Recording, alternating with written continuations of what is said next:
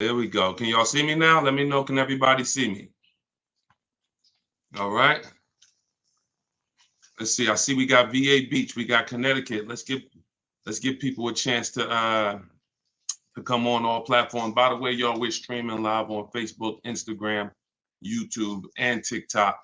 So if you are not, if you're watching, and this is your first time seeing me, type a one, and then follow or subscribe where you're at, so you can actually join this community, because anybody will tell you that we are very committed over here to making sure you save thousands of dollars, save all the money you should be saving on any car you get. So shout out to the sharers. Welcome. I see the ones. Welcome to the people who are checking in for the first time. So we're gonna be doing a lot of Q&A. I want y'all to really get your questions ready. If you are shopping for a car, get your questions ready. Tag a friend, hit the share button, and let's light up TikTok with the likes, so we can make sure that we letting people know. I see we got about 300-400 people between all the platforms. We actually got about 500 people right now. So let's get going. By the way, if you don't know, my new digital book, Car Shopping for People That Hate Car Shopping, is now officially launched. So I'm excited about that.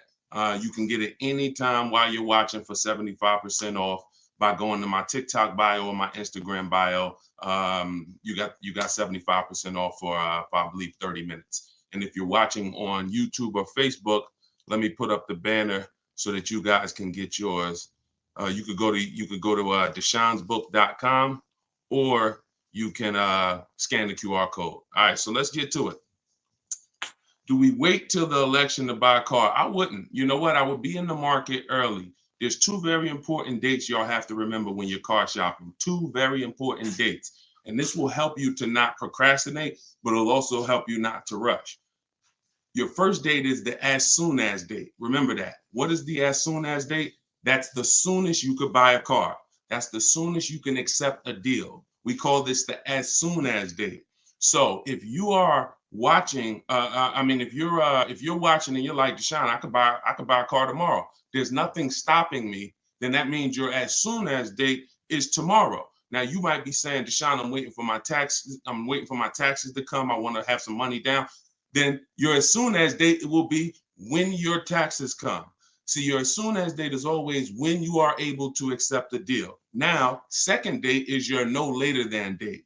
That is your deadline. That is I can't have a car later than this date. Now, some of you, that could be the same day. But most times you have a week. Like, okay, Deshone, I could get a car today, and my no later than date is like the end of this month because I'm in a rental right now. The point is, the difference between those two dates is your leverage. I've had people who I help shop, when I show them these two dates, they might have 3 months in between. Deshone, I could get a car now, or I could wait up till June 1st when I retire, whatever. That means that's your leverage. That's your time for watching the market, because your deals change, price trends change. Whether you're shopping new car, used car, lease, the price is going to change monthly. You're going to see, and it's very important that you have these two dates so that you know, all right, and you also pay attention whenever you find a car that you like and you're ready to actually get an offer on it. We always let the dealer know, I can accept the deal today, but I'm not, I don't need to accept the deal until, and then you tell them you're no later than date. We do all of this by email, by the way. But if you're going to do it verbally, that's fine too. But it's very important, because when you tell them you're no later than date, now they see you're not desperate. Now they see, oh, if I have a car coming next week, oh, I got this car coming in the way you want it, but it won't be here until a month from now. We're in, it won't be here for another 30 days. Is that okay? This is one of the benefits of not rushing. Now, if you're an emergency, I understand. But when you ask, should we wait until the election to buy a car? I'm telling you that you should be using all your time in between those windows to shop the market, look at offers, say no to bad offers, and accept good offers. That's the name of the game. That's leverage. What about leasing cars? Somebody said on TikTok. I see we lighting up the likes on TikTok. I appreciate it.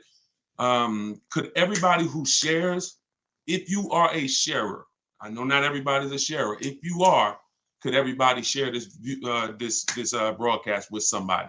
Tag somebody or hit that share button. I appreciate it. Shout out to the sharers. I see you, B. Lower. Thank you for sharing.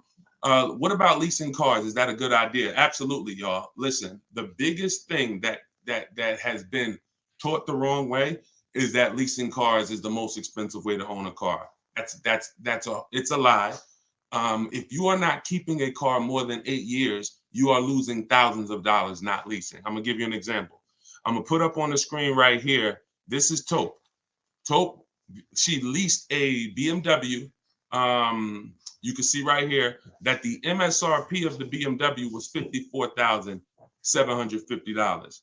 Now, just in case y'all are not aware of how much a payment would be on a $54,000, who remembers what I said? Every $5,000 on a loan is how much per month? Let me see who's seen that video. Who remembers? Every $5,000 on a loan is how much per month? Every $5,000 you borrow is at $100 a month. Exactly. Every $5,000. I don't even know if I asked the question right. Every $5,000 is $100 a month on a 5-year loan. So when you look at a car and you're talking about 50,000, that's $1,000 a month payment, y'all, for 5 years. That's $1,000. So there are people driving the same BMW that Taupe right here is driving, that I'm showing on YouTube and Facebook and Instagram, and they're paying $1,000 a month. She's paying $690. So when we talk about leasing, if you know how to get great lease deals, because great lease deals are not advertised, pay no attention to these commercials that y'all see that say, come lease this car for, $490 a month with $4,200 do it signing. No, all of that stuff you're going to learn the more you stick around, the more you hang around here, like the more you learn from me. We don't believe marketing, y'all. They don't advertise great deals. So that's the whole thing. Leasing is for people who don't keep their cars. If you do not keep your cars more than 8 years, you are losing thousands not leasing cars. Because the person who leases and gets great lease deals, you're just going to pay so you're going to pay so little of a payment compared to the car you're buying. So like I said, that person who's Taupe is paying $690, there's another person paying $1,000 a month. There's another person paying $1,100 a month. There's another person paying $950 a month. She's paying $690. It's no comparison. So you got to know when leasing is right for you. That's if you're not keeping your cars 8 years, and you have to know how to get great lease deals. And that comes through competitive bids, multiple offers, y'all. When you start using bids, and I want you to use this, your next car who's shopping for a car now or in the next 12 months? Type me in the comments. Let me get a clear indicator. I want you using, let me put the banner back up for the book. All of you who don't know, my new book is 75% off for a few minutes while you're here, while you're watching. You can get it for $75. It's a digital book. You can download it and start using it immediately. So all of you who are saying me, this is what I need you to know. I need you to know that your next purchase needs to be, if you truly want to save money and you truly want to have peace of mind and a guarantee that you paid less than anyone, you must use bids. You must step out of this one-to-one, and you must start shopping multiple dealers against each other. And that's what when you see how much money you're going to save doing this, you'll never go back to the whole way. That is what I call the new way. And you must do that to reveal the true saving, the rebate. Some of you don't know that there's rebates that are unadvertised that you'll never know about. There's sometimes people may give you some of the rebate, or they might give you none of it, or you might not know about it. Sometimes you can qualify for conquest rebate depending on what car you have. Oh, listen, this is important. I want to give y'all real quick, and then we're going to keep the Q&A moving, what a dealer must have to give you an offer online. I want y'all to remember this. If it's in the book, but I want you to remember this, because half the time we can't get a quote because we're not giving the dealer everything they need to give us a quote. So here are the things we must have to get a quote online. We must have our zip code. The dealer must have our zip code because they can't give us a quote including tax. Must have our zip code. Must have what we do for a living. Now, if you're shopping for a used car, this is not going to apply. Those of you who are going to be leasing, when you lease, because you will lease at some point, either your child, your spouse, somebody in your house is not keeping their cars 8 years, and they should be leasing. So when you're leasing or when you're buying brand new, this is what the dealer must have to provide a quote for you. Can we keep shooting the likes up on TikTok? I appreciate y'all. We see the likes in the top left already going crazy. Thank you so much. They must have zip code. They must have what we do for a living to see if there's any rebates we qualify for. They must have our title. So if you're an attorney, they want to know you're an attorney because there may be rebates you qualify for. What vehicles are in your household to see rebate you qualify for. See, the reason why y'all notice, who's ever tried to get quotes or tried to shop online and they saw, man, this is difficult, they're making it hard, or man, why am I not getting the information I need? Who's had that experience? Type H for hard if you have tried to shop and you have found shopping online to be hard to get your offers. Okay, I see y'all. Here's why. 2 reasons. 80% of dealers are overpriced. And what I want for you is I want the peace of mind of you seeing that. I want you being so good at shopping multiple offers that you're able to see what we know already. The people who have been using what I teach, using the stuff in my book, using the stuff in our video library, Cars from Home, we know 80% of dealers are absolutely going to try to overcharge you. And you're going to see that when you look at their offers while you sit at home or while you're at work. That's when you're going to see, wow, a lot of these deals are overpriced, but some aren't. Here's the key, y'all. I see everybody sharing. Appreciate y'all. This is the key. Some aren't. Some are going to beat their competition. And when you use these strategies, you want to make sure that you are absolutely that's the first reason. 80% of this is the reason why it may have been hard for you to shop online. 80% of dealers are going to make it hard. They're trying to make all the money they can. They're trying to make thousands upon thousands of dollars every car. They're not interested in beating their competition. They're interested in making sure they can make the most money possible each car. That's 80%. So now the 20%, the reason why it's hard for you to get offers from them is because we're not giving them everything that they need.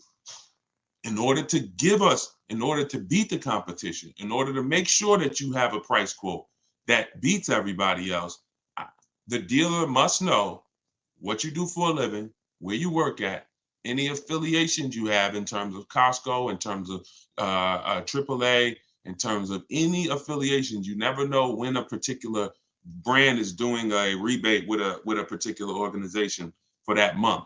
Remember I said earlier, the deals change month to month. So we need to know every single car in your household, and if you lease it or if you own it. Because again, there might be a loyalty rebate or there might be a conquest rebate.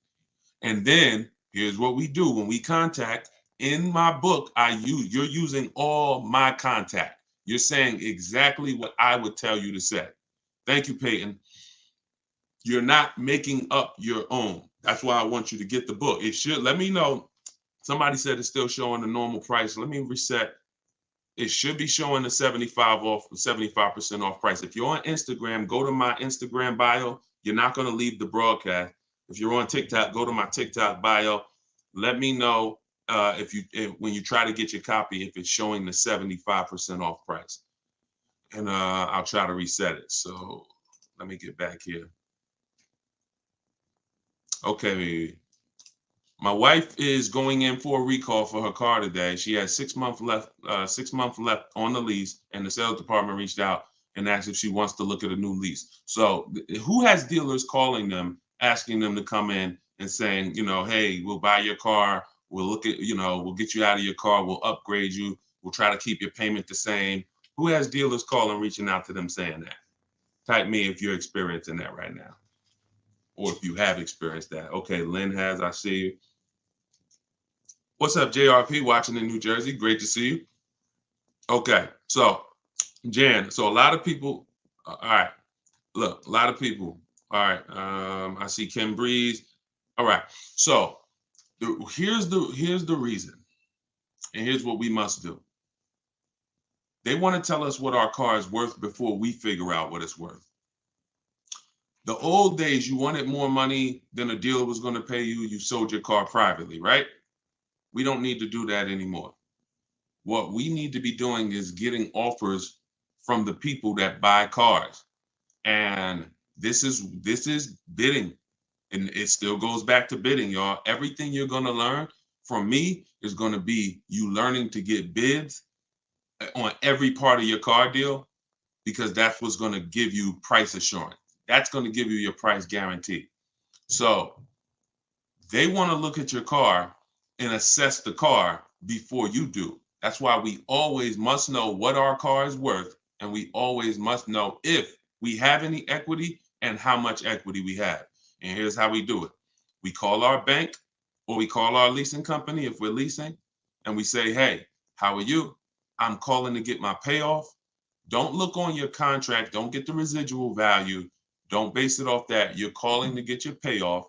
And then you're going to go on these websites that I always tell you about, CarMax.com, Driveway.com, Car Guru, Sell My Car, AutoNation, Sell My Car, Carvana.com, and I believe did I name all? And Kelly's Blue Book Instant Cash Offer.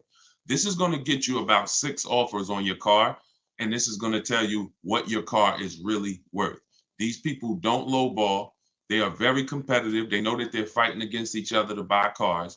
And this is how you never want a dealer, or anybody for that matter, a customer, a buyer, you never want that person telling you what your vehicle is worth. You want multiple offers so that even if one person is playing games, this other person is ready to write the check. And that's the confidence you have when you're able to sit at home. What I just told y'all to do will take you about 15 minutes, 20 minutes tops. Now, now, for those of you, this is all in the book. If you don't want to remember this, if you want to try to remember it, be my guest. You want to watch the rebroadcast, you want to watch, when we syndicate these episodes, the information is going to be timeless. But if you truly want to have the information in one place, get your book, scan the QR code for 75% off, or go to deshonsbook.com, or go to my TikTok or Instagram bios and get your 75% off. So let me reset it, because I did hear people say that they were trying to get on and they were still seeing the 75% price. Okay, so for those of you who are going to do that step that I just said, if you have a lease, it's very important that when they ask you, is the vehicle a lease, you say no. When you're on those websites, when they say, is the vehicle leased, owned, financed, you don't put lease, because when you put lease, it triggers something in their computer, because they don't know how to deal with third-party restrictions. And the problem, this came from the fact that 2 years ago, literally people were making, some of you may have, if you saw a video from me, or if you saw it from someone else, people were making $3,000 to $5,000 to $10,000 to $12,000 selling their leases. And then these companies, these banks didn't like that, and they started restricting who you could sell to. When you have a third-party restriction, it doesn't mean you cannot sell, it limits who you can sell to. So you need to know how to get around that. But when you're on those websites getting your values, if you're leasing, put no if they ask you if it's a lease. If you don't have a third-party restriction, you can sell to them directly. So when we call for our payoffs on our leases, we're always asking, do we have a third-party restriction? Yes or no is going to depend. The answer to that question is going to tell us who we can sell our lease to, if we have equity. MV asks, do you have a hard copy of the book? I don't, and I'm going to tell you why.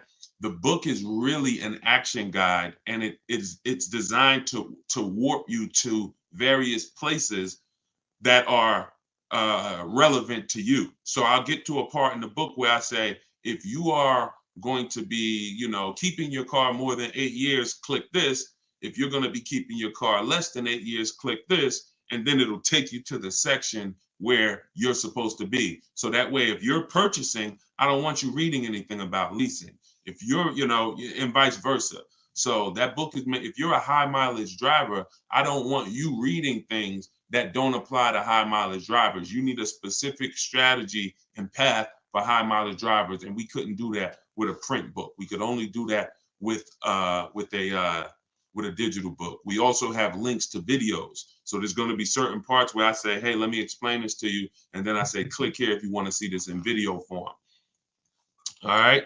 So if you want your copy at 75% off, just scan the QR code.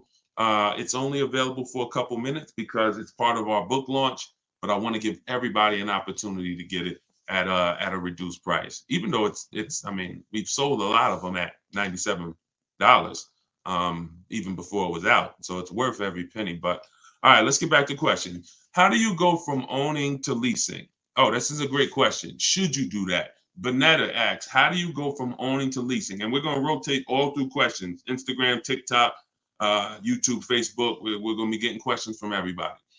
And some of you are going to see that somebody literally is going to ask the same question you were going to ask. That's the beautiful thing about this community too. Like most of you, you're going to see have similar questions.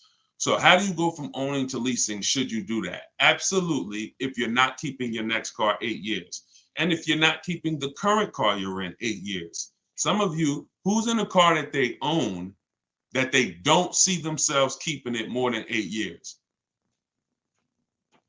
If you are in a car that you own right now, and you are not planning to keep that car 8 years, let us know. Let me know here. Because you're exactly who Bonetta just asked this question about.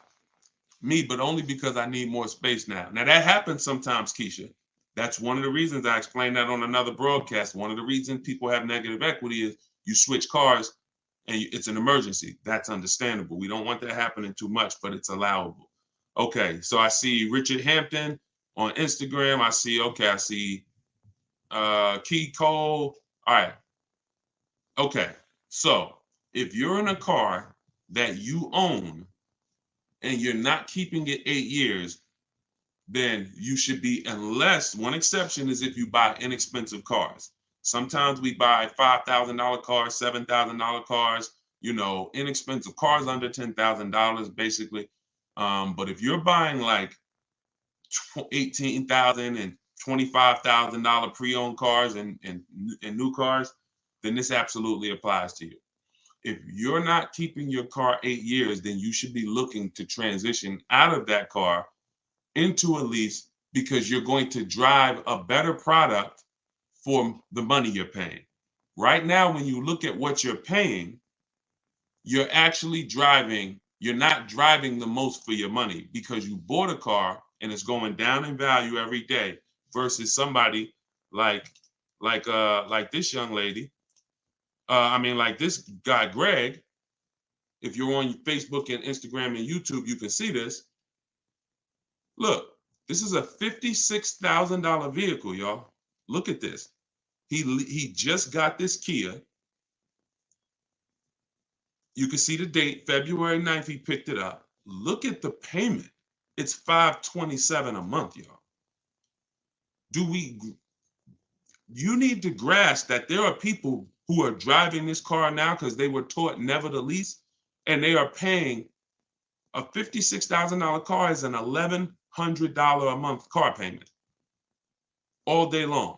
56. We're not even talking about the taxes and fees. Let's assume that he got the $7,500 rebate. We're probably going to finance around $55,000. That is $1,100 a month, y'all.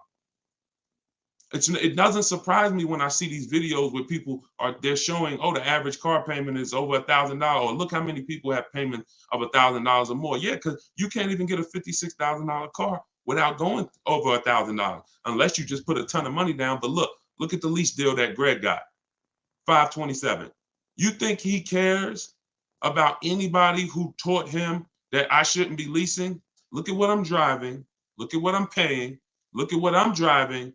And look at what other people are paying for the same vehicle that I'm driving. Other people, because they were told, I own my car. Yeah, you pulling up next to me at the traffic light, and we both in the same exact car. Oh, man, that's a nice car, man. Is that the same car? We got the same car. Yeah, yours is nice, man. I like that car. And if you don't mind me asking, man, this thing expensive, man. How much you paying for yours?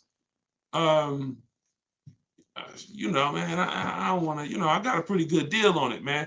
But how much you pay for yours? I'm paying like 1,100, man. Like, I love the truck, man, but this payment it's up there. Okay. Yeah, man. I'm actually paying 527. Wait, how? Wait, what? 527? How? Oh, yeah, I lease it. I lease it for 3 years and then I go get something else. Oh, see, that's the difference though. I own this. At the end of my 5 years, I gotta pay on this for 5 years, but then it's gonna be mine. Oh, okay. And then what you gonna do? After I pay it off, I'll probably go get something else. This is what we do. I've seen this thousands of times, y'all. We just literally, y'all gotta see purchasing a car as running a race, big reward at the end. You want to get to the reward stage. In my book, I talk about what the reward stage is. Paid off car, sitting in your driveway. You keep it until the wheels fall off. You pass it down to a family member. That's where you want to get to if you're buying. But if you're not a long-term person and you're not keeping cars that long, you should not be buying them. You're losing thousands compared to a person who is getting great lease deals. So that's why I say, somebody asked, Bonetta asked, should we go from a purchase owning to a lease? Absolutely. Absolutely. If you're not keeping your cars 8 years, you should be looking and saying, okay, what's the point of staying in this car right now when I can go and I can transition to something that will be better and that'll set me up for my long-term strategies? I'm good for 3 years and I'm driving a great car because all leases are brand new. All right, let me put the banner back up. And we will, oh, look, y'all, by the way, car shopping for people that hate car shopping. My book that we've been talking about the whole broadcast, we are rated 4.94 on goodreads.com. I appreciate everybody who's taken the time to rate the book, to review the book. We have 27 reviews. And the book hasn't even been out yet. It's not even officially out, but we're already at a 4.94. So I ask you, after you use it, I'm excited to hear your success story, but I also ask that you will review it. So just download your copy now. Go to deshonsbook.com, or you can scan the QR code on the screen. All right, let's get back to the questions. Oh, if you're on TikTok or Instagram, you can go to my bio and get your copy. All right, let me go to Instagram. All right, let's go to Instagram for our next question. Hold on. Let me put down this question. Okay, so I just closed out a Cars from Home lesson, and here you are live. What's so? Yes, we got a couple people in here in Cars from Home, which is my video library. Of course, I have everything in video form. I just want y'all to have the information. You could get it all for free all over my pages. Any type of video, used cars, leases, they're all over. Or you could get it in one place in the book. I just want y'all to have the information. Certified pre-owned. So I'm about to tear your name up. I'm sorry. Charmel. Okay, Charmel on Instagram as certified pre-owned. So very common concern is thinking, okay, if I'm shopping for a pre-owned car, let me get a certified pre-owned. How do we determine if the additional money that they charge for certified pre-owned is worth it? We got to know, y'all, you could get a great car even if it's not certified. In fact, when we're looking at a used car, these are the things that determine if we're getting a great used car right here. These things determine. First, the title history. We need to look at that title, which means we have to see the Carfax. Listen, watch this. I'm about to give y'all my strategy for getting, this is all in the book, but I'm going to give you my strategy for how we get free Carfaxes. Who's ready? Listen, If y'all want my strategy for how, and I'm going to give it to you, but I just want to build some anticipation. If you want my strategy for how we get free Carfaxes, I want you to type CF for Carfax. CF. You must see the title history of the car. Carfax is the most reputable, the most comprehensive history report. And I hate that they have a little bit of a monopoly on the market, but we can't do anything about it. Now, you also have AutoCheck, which is it's an Experian product, but it doesn't give you the service records. So the first thing, watch this, y'all, we need to see the title, and we want to try to get Carfaxes for free. When we are on these marketplaces, Auto Trader, Cars.com, Car Gurus, Carfax.com, Driveway.com, everywhere there's cars, CarMax, Carvana, we use every single marketplace, y'all, because when you're not looking at the marketplaces, it's like you not looking at Walmart.com, you only shop from Amazon. Wait, why you're not going to check Walmart? No, I really want to do Amazon. You don't, well, what if there's a great deal on Walmart? So we must shop everywhere there are used cars. Now, when you're on these marketplaces, you're either going to see free Carfax underneath the listing, or you're going to say, or it's going to say, click here to buy a Carfax. Before you do that, you want to click on the link where it says, go to the dealer's website, because many dealers have a contract with Carfax. So what happens is they're allowed to pull an unlimited number of Carfaxes on their website within their dealership, but they are not able to put that on the marketplace because the marketplace is not their dealership. So what we do is we'll literally go to the dealer's website, and you will sometimes, at least half the time, you will see underneath the listing free Carfax on the dealer's site. That is how you get around paying for a Carfax most of the time. Now, once you have the Carfax, we are looking, this is all in the book. So you could try to remember this, or you could just get the book, Car Shopping for People That Hate Car Shopping, 7 Steps to Saving Time, Money, and Avoiding Dealerships. You can download your copy in my Instagram bio or my TikTok bio at 75% off. So you ain't even got to worry about remembering this. Or you could go to deshonsbook.com or scan the QR code on the screen. Up to you, but let's continue. So once we see the Carfax, we're looking at the title history. That's going to tell us, is this a frame damage car? Is this a salvage title car? Is this a rental vehicle?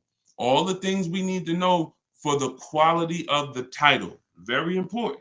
Some people say, Deshone, what else? Should I buy a rental? Should I buy a car that was a rental? It shouldn't be on the top of the list. It shouldn't be in the top of the list. Yes, GMS, of course, that is Lucille Ball. Did I? It shouldn't be on the top of the list. If I get down to my final choice of car, best price, best title history, best service records, and it's a rental car, maybe I'll consider, but it's not at the top. So this is the first thing we're doing. And this goes to, I'm answering the person's question who asked certified pre-owned. Do we need to buy certified pre-owned? We don't. If we are getting a car with a good title history, we now move on to the service records.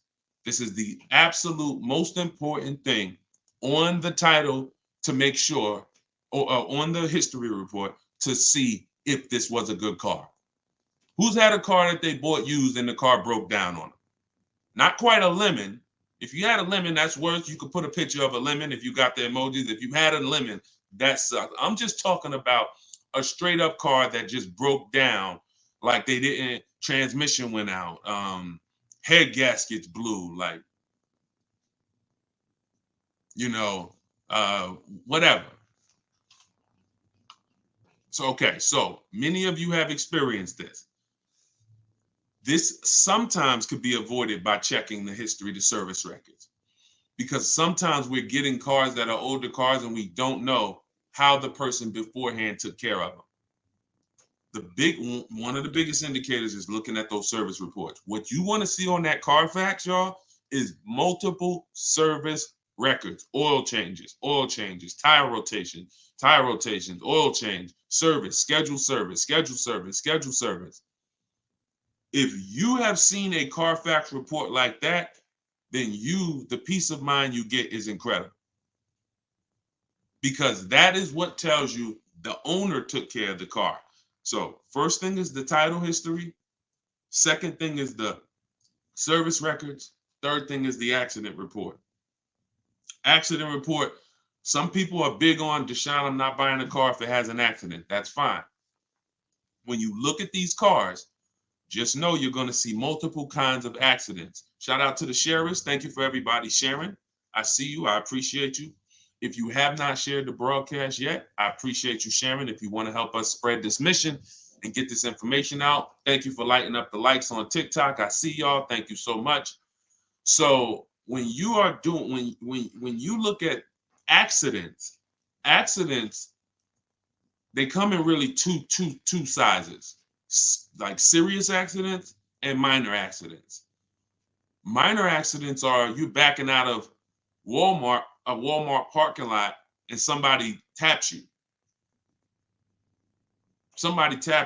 Thanks, Daisy. You know, if you call the cops, that goes on the Carfax. Because anything reported to the insurance companies or anything where the cops are involved, it goes on the Carfax. So you need to be able to assess that. I'm not going to not buy a car because it had that type of an accident. That's a minor accident. Now you'll see sometimes on the Carfax it says severe. Here's the word you want to look for: vehicle drivable.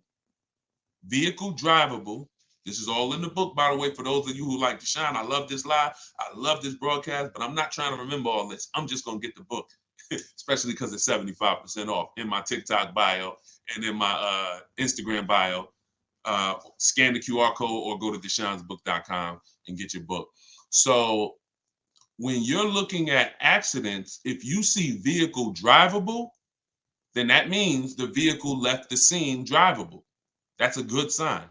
If you see vehicle towed, not a good sign. I would pass on that car. Or just be aware that this vehicle was in an accident. It was so severe the vehicle had to be towed. If you see airbags deployed, that's a more serious sign. So again, I'm not going to tell you, just like with the rental cars, if I go buy a car, should you buy a rental? I'm not going to tell you you shouldn't. I'm going to tell you it shouldn't be high on your list, because it needs to end up being the best value. And it's just like that with a minor accident. I'm not going to run away from it, but it also needs to be less money than the other cars. So I'm not going to pay, you're not going to pay, and I'm not going to counsel you to pay the same price for a car that has a minor accident on it as you would pay for a vehicle that doesn't. But if you get those three things in order, I don't need a certified car. Those three things right there tell us whether the car is a good car, a lot more than them taking it through a certification process where they check, the components on the car and they try to restore them back to their new condition. Because if you could get a car that wasn't serviced and they certify it, it doesn't have those service records that we just talked about. I would place that car lower on the list. All right. So that's how we judge. What are your thoughts on Mach-E, lease or buy? APR 72 months. Jamal asks, what is my opinion on the Mach-E, lease or buy? So lease or buy is how long you're gonna keep the car.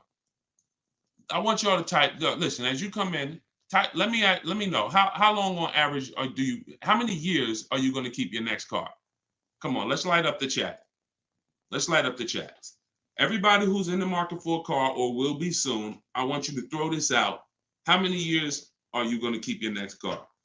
Okay, Houston Sage said 14 to 15. Okay, Sony said 3. Okay, Bonetta said 5. Okay, It's World said 3. As you come in, let me know how many years do you plan on keeping your next car. Let's get an idea of what we of our plan. 5 to 10. Okay, I see Connie said 10. Okay, I see Sunshine Valentine said 5 years. Okay, JC said 10. Okay, Jamal Jackson said I'm a keeper. Okay, you got Paul said 4. Okay, so Jamal, ask the question, buy or lease. If your answer to that question that I just asked you begins, if it's 8 or more, then you should be buying your next car. If it's 7 or less, then you should be leasing your next car. I know some of you may have been taught never lease a car. If that was you, type never. If you were taught never lease a car, I want you to type never, because we need to set you free from bad information that you've gotten for way too long. The good thing is I don't have to convince you emotionally. I can actually show you with numbers. Thank you, Dad. I appreciate it. Thank you to the people giving gifts on TikTok. Thank you to everybody sending stars. See, I'm not going to ever tell you you should be leasing based on an emotional decision. I'm going to tell you that I know the numbers. You cannot compare the 2 great lease deals that I just showed you guys on the screen, where one person is paying $527 a month for a $56,000 vehicle, and the young lady Taupe is paying $690 for 50 or something, $52,000 BMW. These are cars that would have had an $1,100 payment, that would have had an $1,000 payment. It's no comparison, because I want to give you all a quick lesson on depreciation. If I buy a car, somebody comes and gives you a car right now. I say, here, come outside, meet me outside. You come out, you say, Deshone, what is this? I say, here, this car is $30,000. It's yours. I park it outside. You say, Deshone, but I don't need a car. I can't use it. I say, listen, it's yours. Nah, but I can't drive it. Okay, well, listen, you do what you want to do with it. Donate it. Now, I come back and see you a year later. When I brought you the car, it was $30,000, right? That's how much it was. That's the value. That's how much it was worth. I come back and see you a year later. Is the car still worth? You didn't drive it. You never touched it. Deshone, I didn't drive it. I couldn't. How much is the car worth? Is it still worth $30,000? Remember, you own it. You didn't lease it. You own it. Thank you, Black. Thank you, JC. No, not even because of mileage, JC. There's no mileage. You didn't drive it. I want y'all. This is a lesson in depreciation, y'all. If you never forget that lesson, if you never forget that, that is what, because people will tell you you don't lease because you want to drive as much as you want to drive. Oh, I like to drive as much as I want to drive, so I don't want to lease. I don't want to pay for mileage. That's what people will say. But if you understand that your car loses value, which means you lose money every single day, whether you own it or lease it, now you're starting to see how you can understand leasing. Whether I buy my car or not, if my car is sitting out there for 2 days, it is worth less in 2 days than it's worth today. Might be $25 less. It doesn't matter. It's worth less, right? Whether I put them out. Now, if I go drive this car, let's just say today, I drive this car right now, 24 hours. I drive straight to Florida for 24 hours. I put, round trip, 2 days. I come back, put 3,000 miles on my car. Isn't it worth less in 2 days, right? Why? Because I just depreciated it more. And depreciation it controls my equity. It controls what my asset is worth. So stop believing people when they say things like a car isn't an investment. It might not be an investment you make money on, but if you were going to sell your car tonight, for $20,000, and daggone a tree falls on the car right now, is that car worth $20,000 tomorrow? Right? Now you'll see. It's reduced. So this is how we have to look at cars. We have to really realize that whether I buy that thing or whether I lease it, I am paying for what I use. Here's what we're doing when we're leasing, though. We're saying to ourselves, can I lease and pay less in depreciation over a 3-year period than if I purchased? Got bad news for a lot of people. They bought cars that ended up being on the worst depreciated car list in history. Cadillac Escalade was one of them at one point. It may not be there now, but a few years ago, Cadillac Escalade was on the top 10 greatest depreciating cars. What does that mean? That means you bought one for 90, in 3 years, it was worth 50. You lost $40,000 or more of value in 3 years. They were even saying it was really losing half of its value in 3 years. So if you purchase that truck, there's nothing you can do. This is what we're doing when we're leasing. In the short term, we're trying to hedge against depreciation. We're trying to say, if I get a great lease deal on this vehicle, I'm protected against depreciation, normal depreciation. You saw what Taupe is paying for her BMW. Had she bought that BMW, she would not have been able to pay that small amount of money over 3 years and protect against the normal depreciation of the vehicle. Now, had a person leased that Escalade, paid maybe $30,000, $35,000, maybe they paid $1,200 a month, maybe they paid $36,000 for the truck over a 3-year period. Maybe they paid, but they pay less than had they bought it. And the beautiful thing about a lease is, let's just say the vehicle doesn't lose value. Let's say it's on the top 10 list of vehicles that hold their value the most. We'll just sell it at the end and we'll cash out the equity.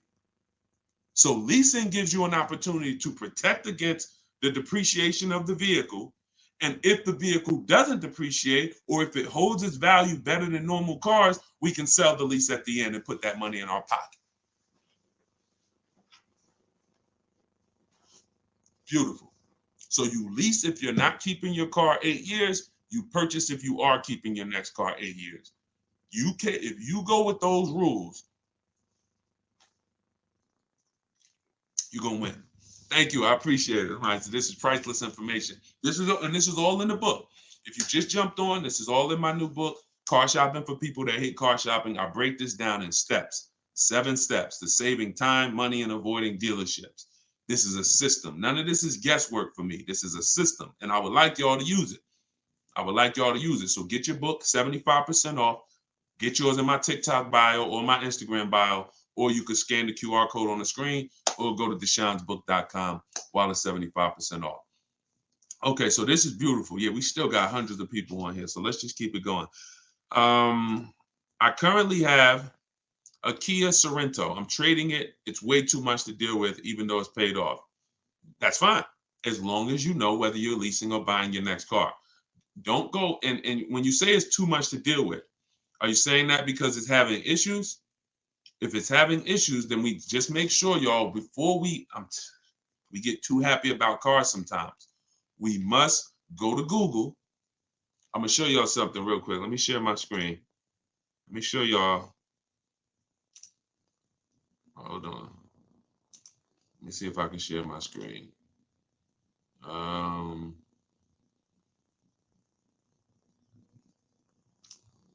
right, here we go. So this is what we do. This is how simple it is to do a reliability check on a car. And you take 3 minutes. You do this any car you want to look at, any car you're considering. You go right to Google. let's say I'm looking at a 2020, Nissan Altima.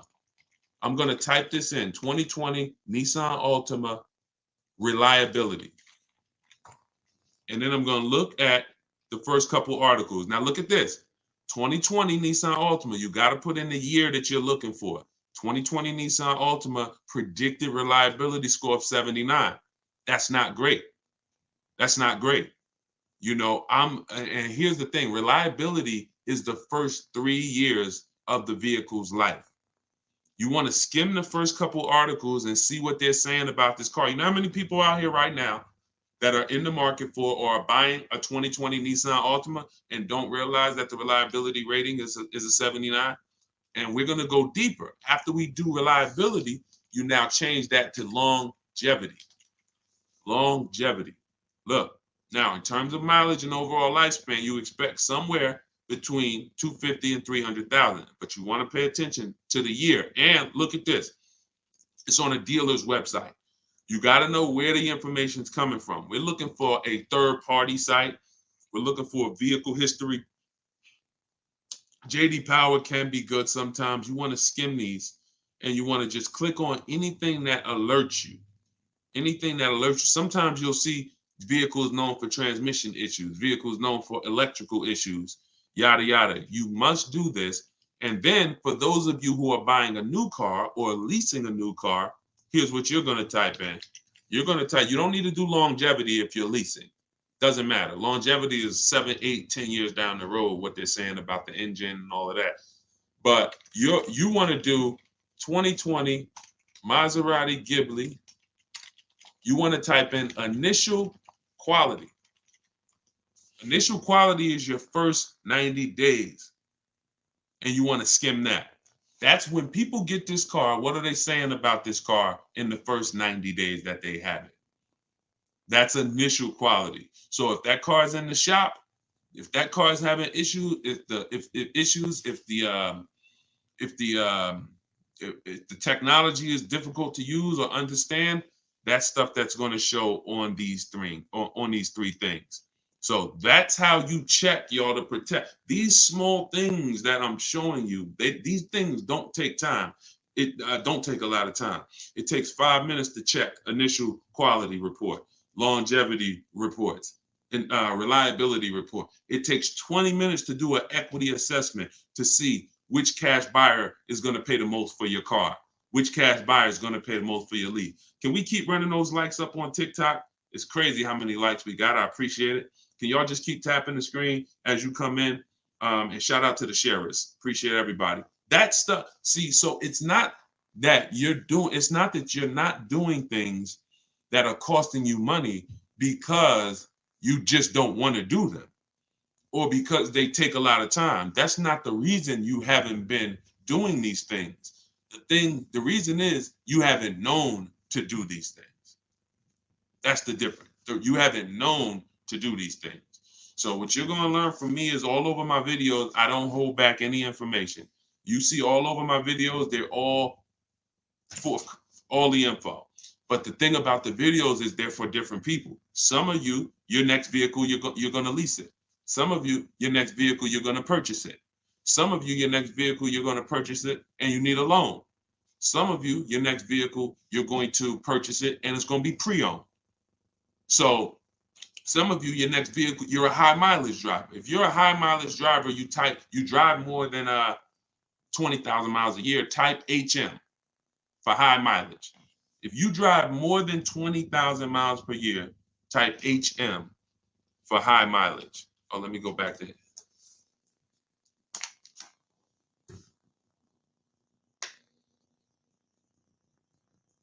So all of you who are high mileage, I don't know why we get kicked out of Instagram. Okay. I think we got kicked out of Instagram. Let's see. Are we still?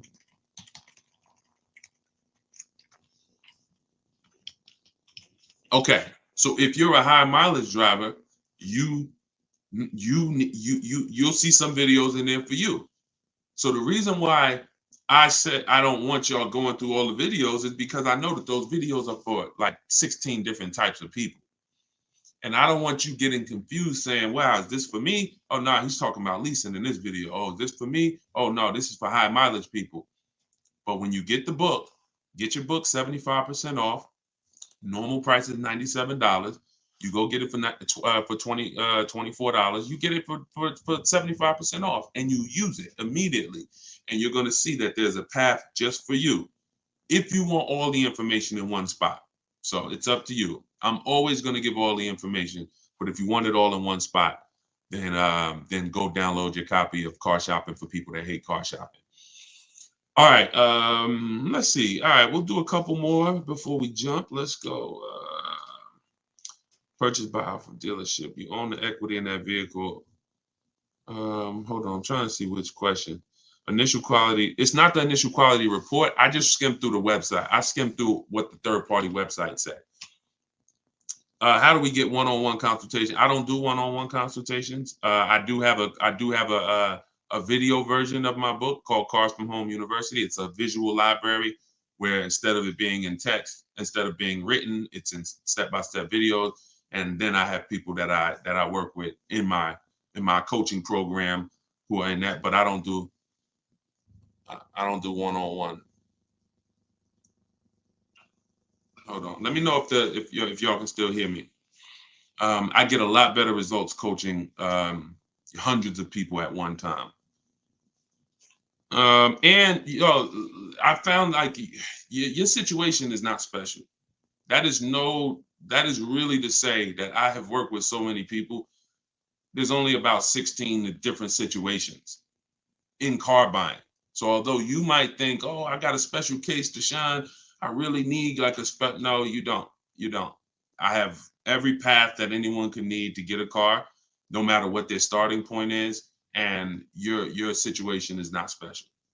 I promise you. That's why I'm able to coach groups and lots of people at once, and they're able to get results, because this is a lot of you are in the exact same situation as each other. Perfect. Do you need gap insurance on lease vehicles? Elrod, great question. Now most leases used to include gap insurance, but you never want to assume it, because Chase a couple years ago, when they were doing Mazda's leases, out of nowhere they just snatched the gap insurance from being included. I think it was Chase. So you want to make sure that whenever you are getting a lease offer, you are asking them to include gap insurance. They might say, oh, gap is already included. That's fine.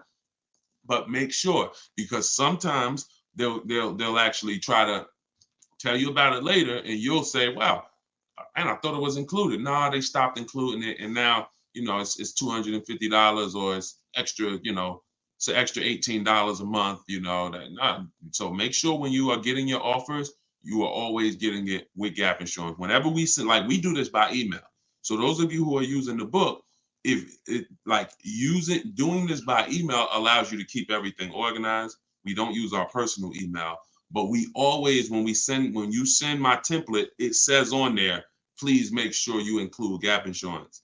It also says, please only give us quotes with first month's payment out of pocket. No down payments. No, sometimes they don't listen and you got to rewrite them, but we have the scripts. So in my book are a bunch of scripts. So you don't have to figure out what you're going to say. I'm telling you what to say. But what you should be letting them know is to always include gap insurance in your lease quotes at all times, just in case it's not. Where can you find zero due at signing leases? There's no zero. You could get zero due at signing with any lease. The money you see in marketing commercials, those are not real.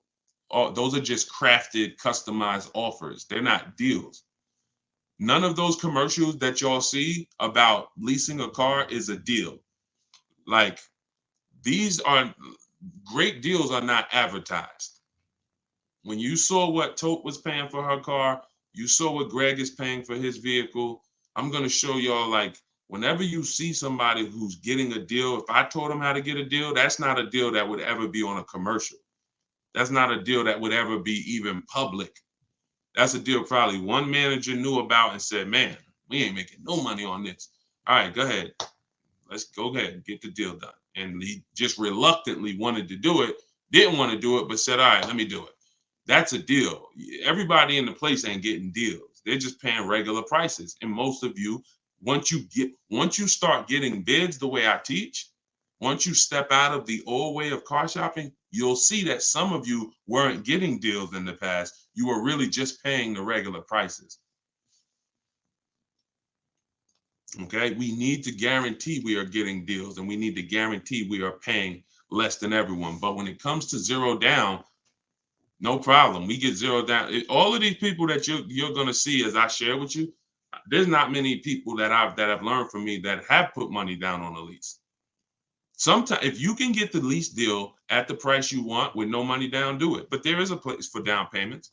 We used to lease S classes out, and sometimes we get a crazy deal, and it'd be like $1,200 a month. $1,200 a month on an S class back then was ridiculous. It's $20,000 vehicle. So it was $1,200 a month was ridiculous. And then you'll look and say, what if I can't afford $1,200? Or what? Not even I can't afford it. I don't want my payment to be $1,200. So what I'll do is I'll put a couple thousand down. I'll bring my payment down to $999. I'll bring my payment down to $900, whatever. As long as I verify I got a deal first. What you're going to learn from me, those of you who have my book and those who are watching the videos, you will learn we never put a down payment down until after we've already confirmed we got a great deal. Once you confirm you got a great deal, that's when you can put down payments down to lower your payment. But down payment has nothing to do with your deal. It has nothing to do with if you got a deal. Oh, I got a deal, man. How you know? And I ain't have to put no money down. That's not a deal. I'm sorry to tell you. The deal is, I shop multiple dealers for this car. One dealer wanted to charge me this. One dealer wanted to charge me this. This dealer took off $3,000. This dealer took off $5,000. And then I went with this dealer that took off $6,000. He beat everybody. That's a deal. And that is what comes through bidding. That is what I want for everybody. That's the present of car shopping. If you're shopping any other way, you're shopping like caveman style. Not gonna lie, reflecting back on it, I'd rather get a home before my dream car. Nothing more to it. Listen, be wise. Treat buying cars like a small home, and you'll make a lot better decisions all times.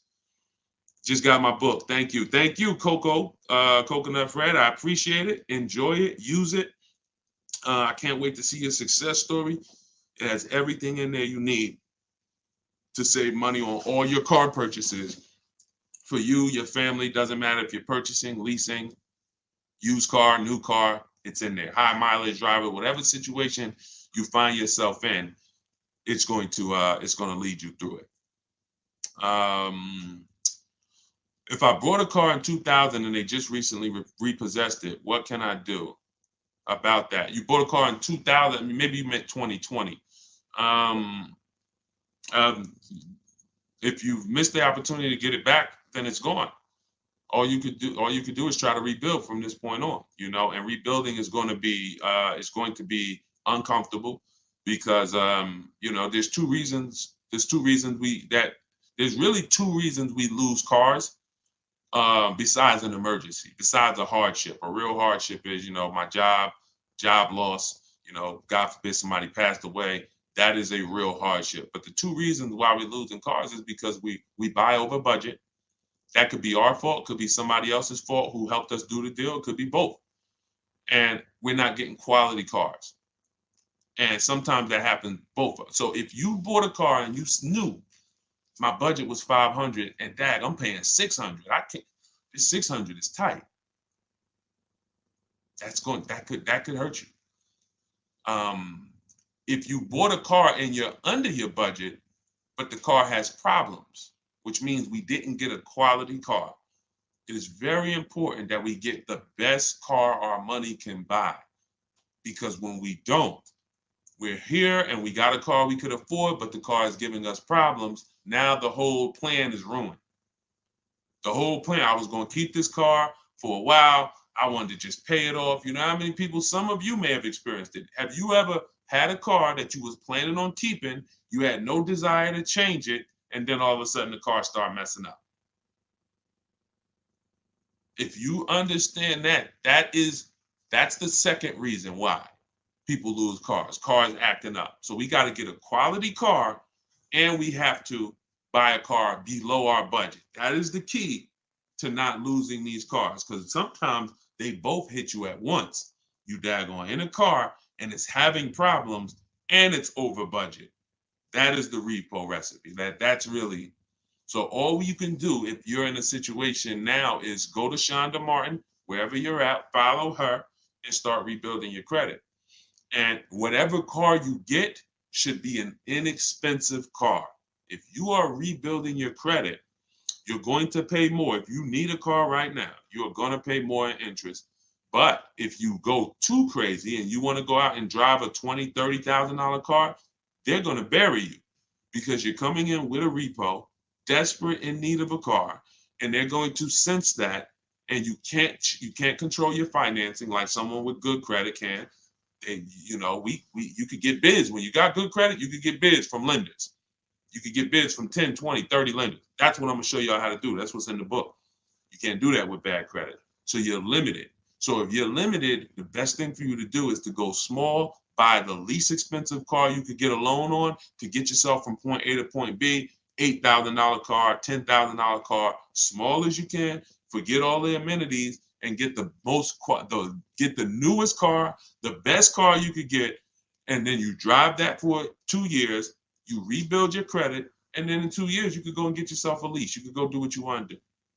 But you need something. You need to rebuild your credit. And while you're rebuilding your credit, what should I be driving? It's time to sacrifice.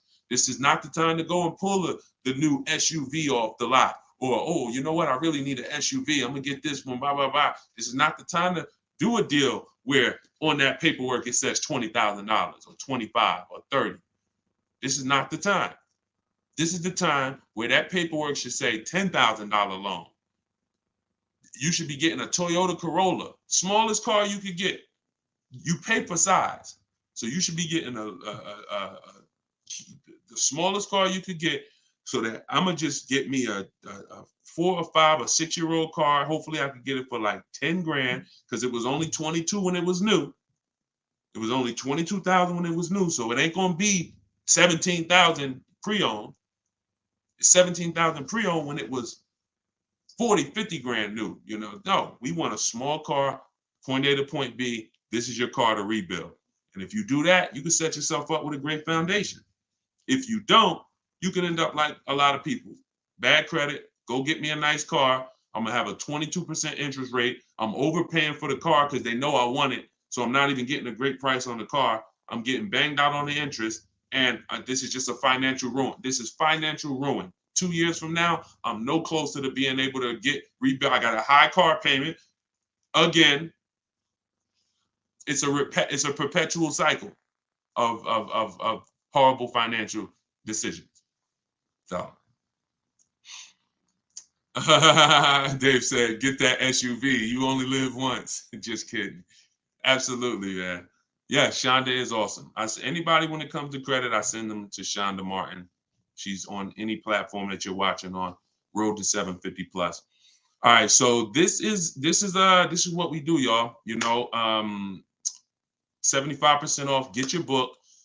Enjoy it. Use it. Car shopping for people that hate car shopping. You can see here, if you didn't see earlier when I showed it, we are already rated 4.94 on Goodreads.com. We got 27 reviews. So if you have read it, if you have used it, if you're watching this, I would love for you to review it so that more people can find it. And it is a strategy guide. It is the strategy guide that you need to go and save thousands and thousands of dollars on any car you're going to be getting, and to have the warnings of what not to do. So you go to deshonsbook.com or scan the QR code. John, how do I get the book? You could go to TikTok bio, Instagram bio, click the picture of me. You won't leave the broadcast, and just click the link and you'll see get book 75% off. Or you can scan the QR code, or you can go to deshonsbook.com. Should I be afraid to pay cash for a new car? If you're not keeping it 8 years, absolutely. If you're keeping it more than 8 years, no, definitely not. Just make sure you get a lot of offers, because depending on if you're going to do it the manual way, I call it. When we do it, we use websites. If you're going to do it the manual way, then make sure you're getting one price from one dealer. Do not sit down and have a long conversation. You get one price, and then you're going to you're going to call five. You want to speak to at least 5 sales managers. You want to get at least 5 other offers. You have no idea how expensive and overpriced some dealers are until you start getting these offers. Some people are going to say, oh man, I'll do 42. And then some people are going to say, oh, I'll do 40. Some people are going to say, oh, I'll do 46. And you're going to be like, wow, why are these prices so different? Because some dealers, 80%, will try to take your head off. You have to sort and find the 20%. But yeah, if you're paying cash and you're shopping effectively and you're keeping the car 8+ years, good strategy. If you're not keeping it 8 years, you should be leasing. You're going to overpay. Bro, can you post a good lease deal on a car? I just showed it.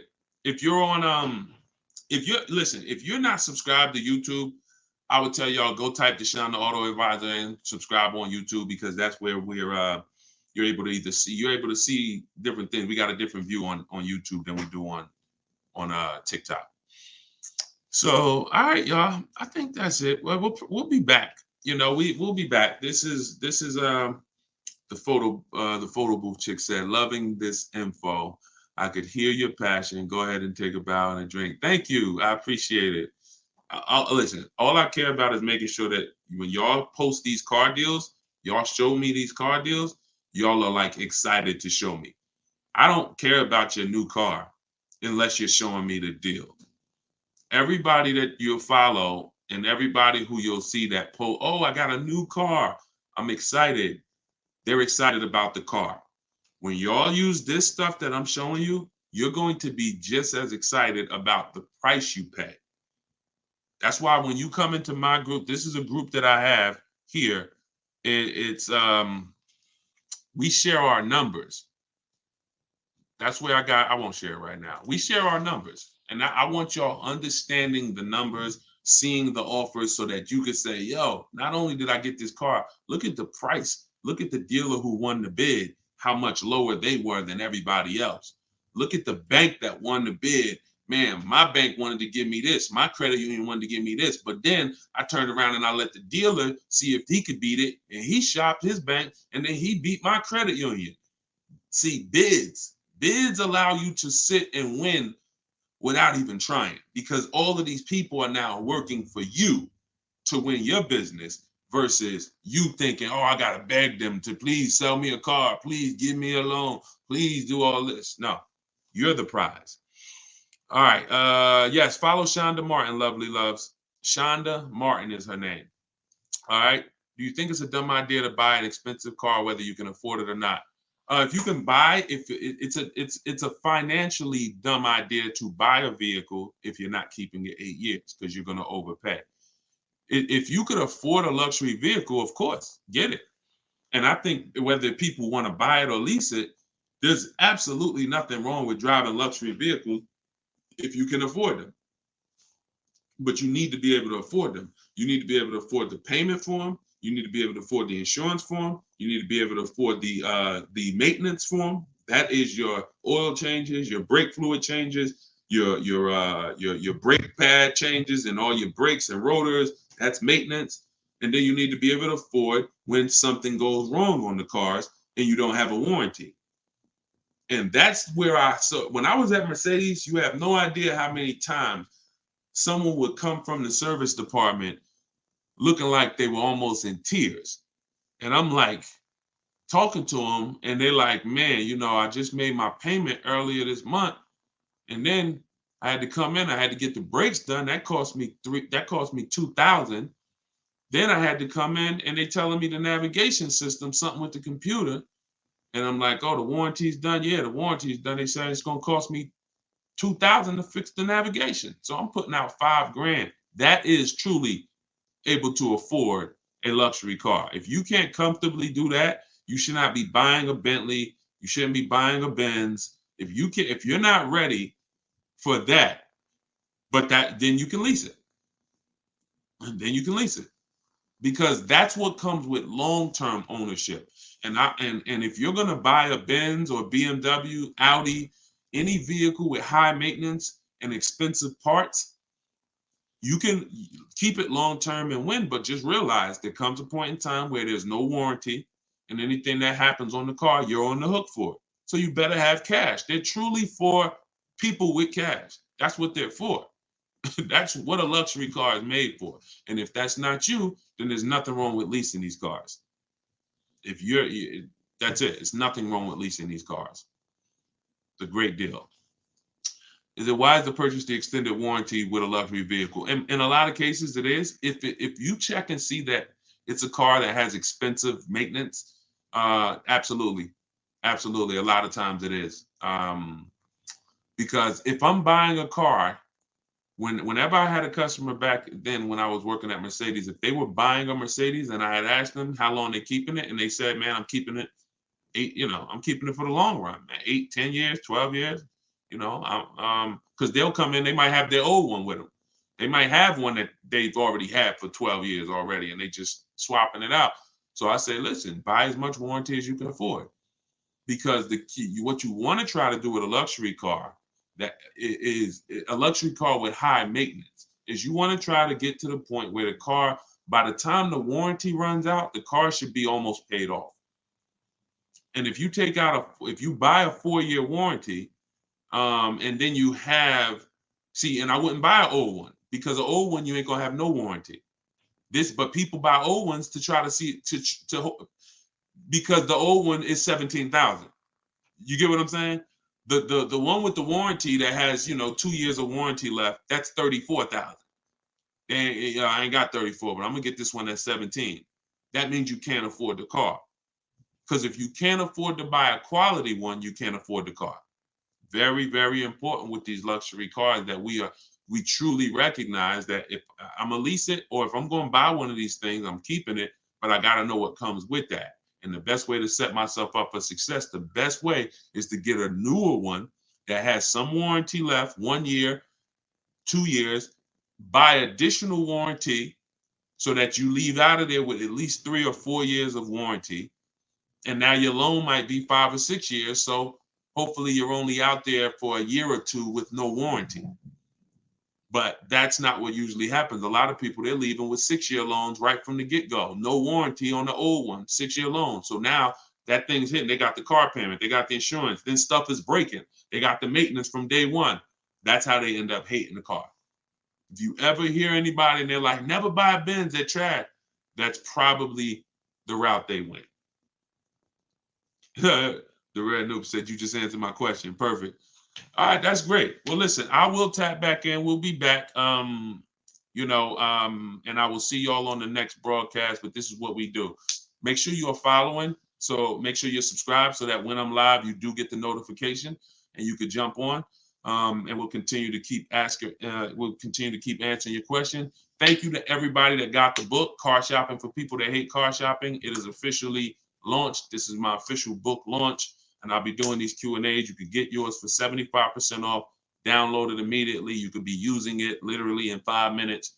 Just go to deshonesbook.com or scan the QR code on the screen, or you can go to my Instagram bio, click the picture of me, go to my TikTok bio, click the picture of me, click that website link, and click and hit the one that says get your 75% off. So use the book, enjoy it, win with it, and I'll see y'all on the next broadcast. God bless y'all.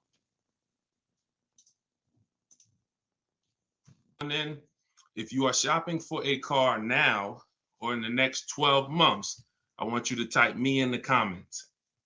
All right, so we know who we're talking to. And Instagram. All right, Instagram. I see Instagram log this out again because I switched from the screen. We're just getting used to this. But as you come in, if you are shopping for a car now or in the next 12 months, just type me. And I want to know, because I want to talk specifically to y'all. If you're shopping for a car, after that, that's fine. But I want to talk specifically to the people who are shopping now. Now, after you let us know if you're shopping, I want you to check in. Where we at? Where are we at today? Let me know where you are in the country. I like to do a roll call, check in. Where are we at in the country? Good to see you, Calvin. Good to see you, Catrella. Good to see you, Charlicia. Steeler Nation, St. Louis in the building. I see you. Okay. Hold on. Let me go here. TikTok. All right. Where y'all at? Let's okay. I see Dallas, Texas. I see Tampa. Hold on. I'm trying to see every Chicago, Illinois, VA Beach, Utica. I see you. Check in. Where we at today? Where we at this afternoon, evening, morning? Come on in. All right, we got the whole country on here. And we got the whole country on here. All right, I want to welcome y'all to Car Q&A with me, Deshone the Auto Advisor. As you come in, if you could spend a minute or two with us, 5-10 minutes, an hour, you're gonna get a lot of value out of it. We're getting ready to do some rapid fire Q&A, and we're gonna be answering all types of questions about car shopping and what you need to know to make sure you're saving thousands on your next car and every car you get after that. So as you come in, if you're not subscribed, if you're not following, you will benefit from hitting that follow button. You will benefit from hitting the subscribe button, because we're going to be doing this live show pretty regularly to make sure that you guys have access to all the information. So before we get into Q&A, I want to give people time to come in. I also want to finish up the housekeeping. My new digital book, Car Shopping for People That Hate Car Shopping, is now officially released. We are doing a 75% off sale. It's normally $97. It's a digital book. It has links to videos. It has links to my scripts. There's no guesswork in this, y'all. I want to give y'all a process that y'all can use for the rest of your life without having to worry about, I want y'all to be able to guarantee a success. So if you're on Instagram, you can go to the Instagram bio. You won't leave the broadcast. Get your 75% off, because it's only available for a few minutes at 75% off. TikTok bio, and then Facebook and Instagram. Y'all can go to deshonsbook.com, or you can scan the QR code. So let's go. Let's get your questions going. I want y'all to enjoy using that book. Get your 75% off and enjoy not reading it, enjoy using it. All right. So let me see. Let's start bringing in some comments. Where's our first question? Do I have to get financing? Oh, by the way, in a few minutes, y'all, I'm going to be giving y'all a very, very deep look into a game that's going to help you understand leasing versus buying. So in about 5-10 minutes, we'll start that game, and you're going to love it. You'll never be confused on whether leasing or purchasing is going to save you more money after we play this. Do I have to get financing to lease a car? No, you don't. Whenever we lease a car, we are always using the dealer's financing department, their companies, the bank that makes the car. And because we can't shop for our own financing, how do we make sure that they're not marking up the interest rate on the lease? Multiple offers. There's no way for you to make sure they're not marking up the interest rate on the lease without multiple offers. That is what reveals the true deals when you're shopping for a lease. So there's no interest rate to shop for, but we must protect against interest rate markups with multiple offers, because some dealers will mark up the interest rate and never tell you. They'll just give you the quote, and they're depending on you not shopping their competition to find out that they marked up the interest rate on the lease. All right. So when you get your offers, it's always with multiple offers. Shout out to the sharers. Shout out to everybody who's sharing the broadcast. If this is your first time on a live with me here, just type 1. Type the number 1 if this is your first time on a live. I'm near the end of a 3-year lease. Is it best to buy the vehicle or lease another? It's very rarely best to buy. Very rarely. Shout out to the first time viewers. Good to see y'all. Very rarely, if ever, good to buy your lease. I'm going to tell y'all why. Because when you buy your lease, you're buying a used car. When you buy your lease, you are buying a used car. That's all that's happening. So, being that you are buying a used car, you need to know if would I normally buy a used car versus leasing. And the only way it makes sense to buy your lease out is if you're keeping the car another 8 years. I'm going to tell you why. You've already had the car for 3 years. You've already had the car for 3 years. Most people, when you buy your lease out, you're getting another 5 or 6 year loan for the balance. So you're committing to 8 or 9 years of payments on the same car. This spills into bad lease deals the reason we don't take 48 months leases on a lease, because we're paying too long on a vehicle that we're giving back. We never want to be tied up long term in a vehicle we're giving back. That's the whole point. Leasing is meant to be 3 years, 39 months, sometimes 2 years, depending on what they're offering, in and out, switching cars very fast, always under warranty, keeping our payments low.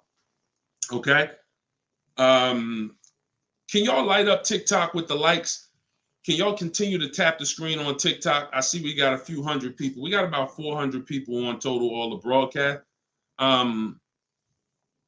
Could you actually hit that share button?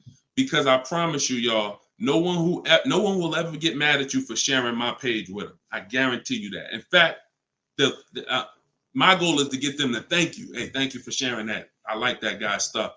We try not to waste any time here. What about paying cash? VJ Live said, let me put this question up on the screen. If you're on, make sure you're subscribed on YouTube so y'all can see the whole thing, the presentation, when we share these numbers. We can't do that on Instagram and TikTok. So VJ Live said, what about paying cash? I have about 15,000 and I don't want payments, but they keep trying to push me to 20-25 grand range so I can have payments. Here's the thing. If you can find a quality car for 15 grand, great. If it's going to force you to buy something that's not, who's heard you always pay cash for a car? If, as you come in, thank you, Godhead. Shout out to the sharers. I see y'all. Who's heard always pay cash for a car? Type me in the comments. If you've heard always pay cash for a car, type me in the comments. I see y'all lighting up. Keep tapping the screen on TikTok. We appreciate it. Y'all lighting up the likes. Y'all can see where we at on the likes in the top left. Who's heard always pay cash? Right? 5150 times heard it. VJ Live said, heard it all my life. Now listen, bunch of Dave Ramsey advice. Now here's the real. Here's what I'm just telling y'all. We got a bunch of people on here, hundreds of you all say, yes, I've heard you pay cash for cars. Now there's two schools of thought here. One is no debt. Now if your philosophy is no debt, I'm not here to convince you to change your philosophy. Here's what I'm here to talk to you about. If your philosophy is I want to do what makes the most financial sense, then we'll have that conversation. Because people who could pay cash for cars and don't, they typically are making money on their money. When I was in the dealership, people would come in, they would ask, what are the interest rates this month? If the interest rates were 0%, something special like 0%, 1%, 2%, 3%, if they knew that they were getting 10, 15, 20% returns on their money, they're not going to put it in a car. They're going to use the bank's money at 1, 2, 3%, and they're going to use their money to keep making 10, 12, 15, 20%. That's the philosophy. So they view that as, I'll pay 3%. They view it more as a business transaction than as a leveraging money to make more money. See, some people will tell y'all people who don't pay cash for cars, they're into debt. But I'm here to tell you that when I sat with very, very savvy people in my career with Mercedes and General Motors, I had tons of people who could easily have wrote a check for the car. I want you to know that if your goals are to eventually get into making more money with your money, investing your money, getting 10%, 12%, 8%, trying to beat inflation, then you're going to have a problem putting your cash into cars. Because not only, if let's say we park right now, this is just as answering VJ Live's question, because I got it up on the screen here on YouTube and Facebook. He's asking about paying cars. And many of you, as you sit on the show, you'll see, Dad, that's a similar question. Many of you will see someone's going to ask the same question you have. When we start seeing that we can actually use the bank's money for less, we're gonna realize that when you put $20,000 of your hard-earned cash into a car, that money cannot make you more money. That $20,000 that you just put in the car cannot make you more money. You have maxed out the value of that $20,000. It's in a car, you can't pull it out. You could refinance, but that's not happening. You're going to refinance and just get another loan. The point is your money's in that car now. So had you had an opportunity to invest that 20 and make 8%, 10%, 6%, 12%, that's what the people who don't pay cash for cars who are wise are doing. I'm not telling you there's a difference. Look, I talk a lot about budgeting. I talk a lot about affordability. All through my book, I have systems and boundaries. The rule of 72 and the 10th birthday, how long of a loan you take, how much, when should the car be paid off? That's all in my book. You can get it 75% off, or you can watch my videos. I'm going to always teach it. But if you want it all in one place right here, get the book, 75% off. It's in my TikTok or Instagram bio. But that's what we got to know. We got to know if we're going to use leverage and use the bank's money, there are extremes of leverage. There is over leverage. And we cannot be over leveraged. That means we're taking a loan that's too much, too long, we just want to borrow to try to afford a car. And you see this a lot with older cars, people buying luxury cars that they really can't afford because, brand new, the car is 80 grand. But if they get a 10-year-old one and they get a 5-year loan, now they're in a 2013 AMG Mercedes with 90,000 miles on it. So that's the opposite extreme. Using leverage and loans to buy things we can't afford. But then the other opposite extreme is paying cash when we don't have to. Finding that balance between getting the car we want, getting the best car we can afford, because you said, hey, I'm trying to find a car for 15 grand. I can't find it. They want me to spend 20, 25.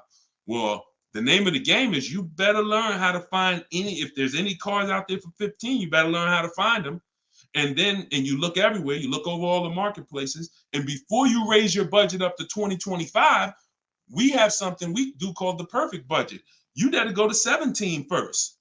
You don't go from 15 to 2025. You go from 15 to 17. See if I can find anything good for 17. Oh, I can't. All right, now I go to 19. And I have this calculator that's going to help you guys inside the book. It's called the Perfect Budget Calculator. You put in the money you have, you put in what you want your payment to be. It's going to tell you how much car you can buy. You put in your state, so we could have. How many times y'all walk in, right? And you're like, man, I want to spend 25 grand on a car, but you forgot to factor in taxes and the fees. How many times does that happen? Type ouch if you've ever dealt with that. Let's be willing to be honest. You had a budget in your mind. This is what I want my monthly payment to be. This is what I want to spend on the car. Next thing you know, you're a little over that budget, or sometimes a lot over that budget, and you're leaving like, all right, I see you, 919 Mike. Thank you. I see you, Mika Larkin. Shout out to everybody willing to be honest. See, in order for us to really make sure we don't make these mistakes, we got to be honest of the fact we've made them. So that's what we want to do. We want a budgeting system that tells us when we can. You spend any more than this, and you're going to be over your budget. You said you want a payment of $400 a month. That means you said you only got $1,000 to put down, or nothing to put down. Here's what you can spend on a car. And when you use this perfect budget calculator, you're going to never go over budget. Because honestly, y'all, we don't want to be anywhere near our top of our budget. We want to be shopping under our budget. That's where I want y'all. Under your budget. That's why I said if your budget was 15 and then your max might be 2025 with a loan, all right, we got to go from 15 to 17 to 17.5 to 18. We don't just jump to 2025. But we need a methodical system to do that, to help us do that. How do I get out of an upside down lease? Jose, you can only sell out of it. That's all you could do. You could sell out of it. No matter what, y'all, who's in a car that they want to replace and they think they're upside down? They may have some negative equity. This is all in the book.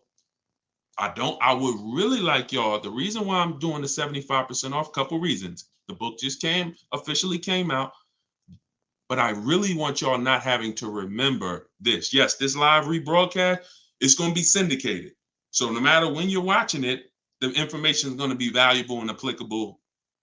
But I really want y'all to have the book so that you can actually reference the information over and over again. Thank you, B-Bad. Thank you for this info. Thank you, SJF Racing. So, all right. Yes, 25 goes to 30 real fast. Let me show y'all something, and then we'll continue. This is where we are right now on Goodreads.com. We're rated 4.94. We've already received 27 reviews, 31 ratings, and the book hasn't been out yet. So if you go to goodreads.com, if you're on YouTube, if you're on Facebook, you can see what I'm posting. But I'm sharing the fact we're already rated 4.94, 31 ratings, and the book hasn't come out yet. So now that it's officially out, I really want y'all to have it. And so make sure you take advantage. Get your 75% off. It's normally $97, but while you're watching here, it's 75% off. Everything I teach is in there in one place, so you don't have to remember it. All right. If you have it, let's talk to the people who are in an upside down lease or upside down loan. First of all, we don't want to be there. I'm gonna tell y'all why. If you're in an upside down lease, that means you didn't pick your mileage correctly. That means something happened, because with a lease, you have to have predictable miles. You have to know how much you're going to drive roundabout. You got to be able to guesstimate. That's why if you're running a Turo business, when you're trying to rent the car out for, 40,000 miles a year, or you don't know how much it's going to be on that car. Could be 20, could be 40. A lease is not good because you can't predict the mileage. But in normal life, we can predict our mileage very closely. Now, when things happen, let's say you were working at home, and now all of a sudden you are, you're not working from home anymore. Now you got to drive into the office to 20 miles away. Well, that's a lifestyle change. That can lead to you racking up mileage penalties. But here's what we don't want to do. You don't want to buy that car, y'all. I'm gonna tell you why. Every time you lease, you have a price that you can buy the car for. Most times it ain't worth that.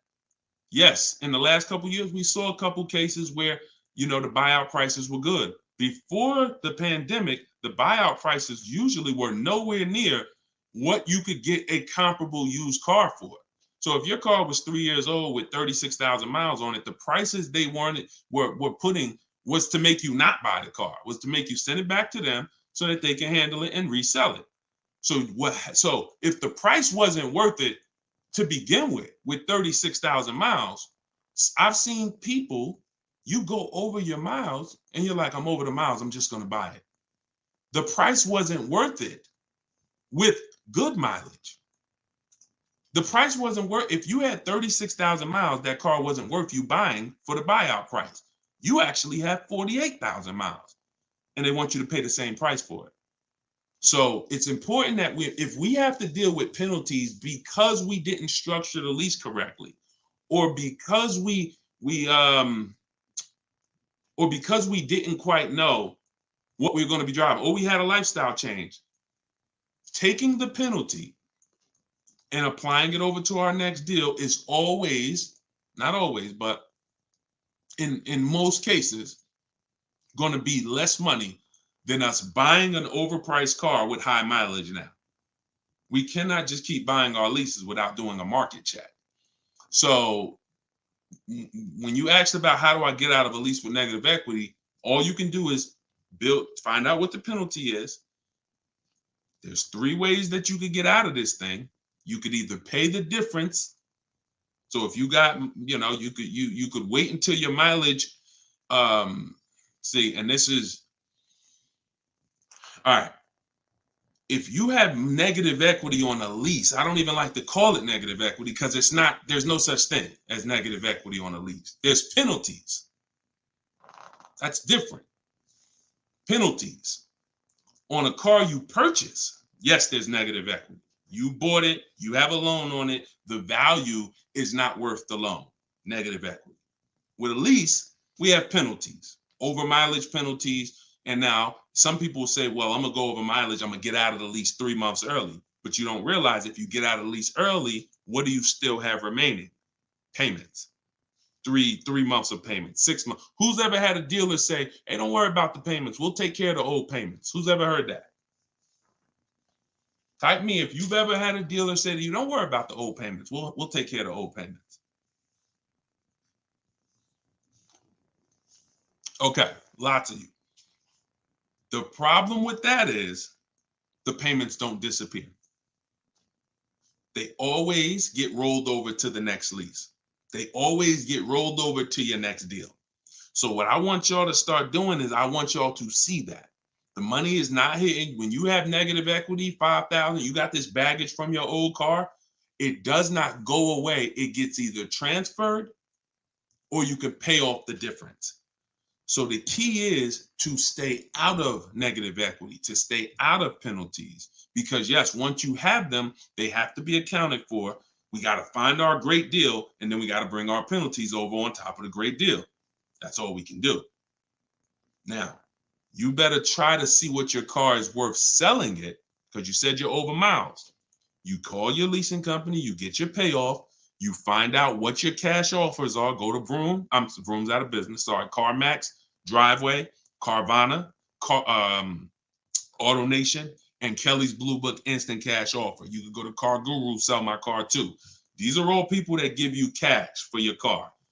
That's what your car is really worth, what those companies will pay. Whoever's the highest bidder, we take that. See, what I'm teaching y'all, and some of you are going to get it immediately right here, right now. Some of you, it's going to take a while to get the fact that your money comes when your savings come when you start learning to make people bid instead of getting one offer. You get the most money when you start learning to make people bid. And so what you have to do is get multiple offers, find out what your car is worth. When you go on those websites, when they ask you, is it a lease, say no, because their websites are set up to where if you put it's a lease, it's going to automatically trigger that they can't buy it. But they can buy it. We've been doing this, y'all. I got hundreds and hundreds of members in Cars from Home University. We shop all around the country. You must put no when you're getting offers for a lease, because their computer is set up to automatically think that it's a third-party restriction and they can't buy it. But when you call your bank, you're going to ask them, do I have a third-party restriction? If they say no, then that means you can sell to anybody.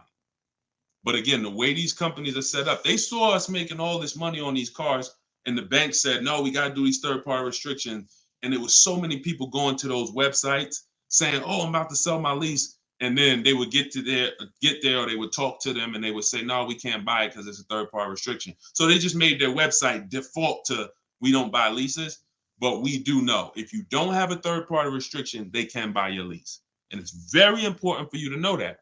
And if you do have a third-party restriction, it doesn't limit the fact you can sell and make money.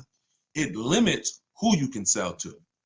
When you have a third-party restriction, they say what they're saying is you can only sell your car to a dealer that makes the same brand. You cannot sell to a third-party, Carvana, Driveway. You can't sell to them directly. You can only sell to a dealer. So what does that mean? I see y'all lighting up the likes on TikTok. Can y'all keep tapping the screen?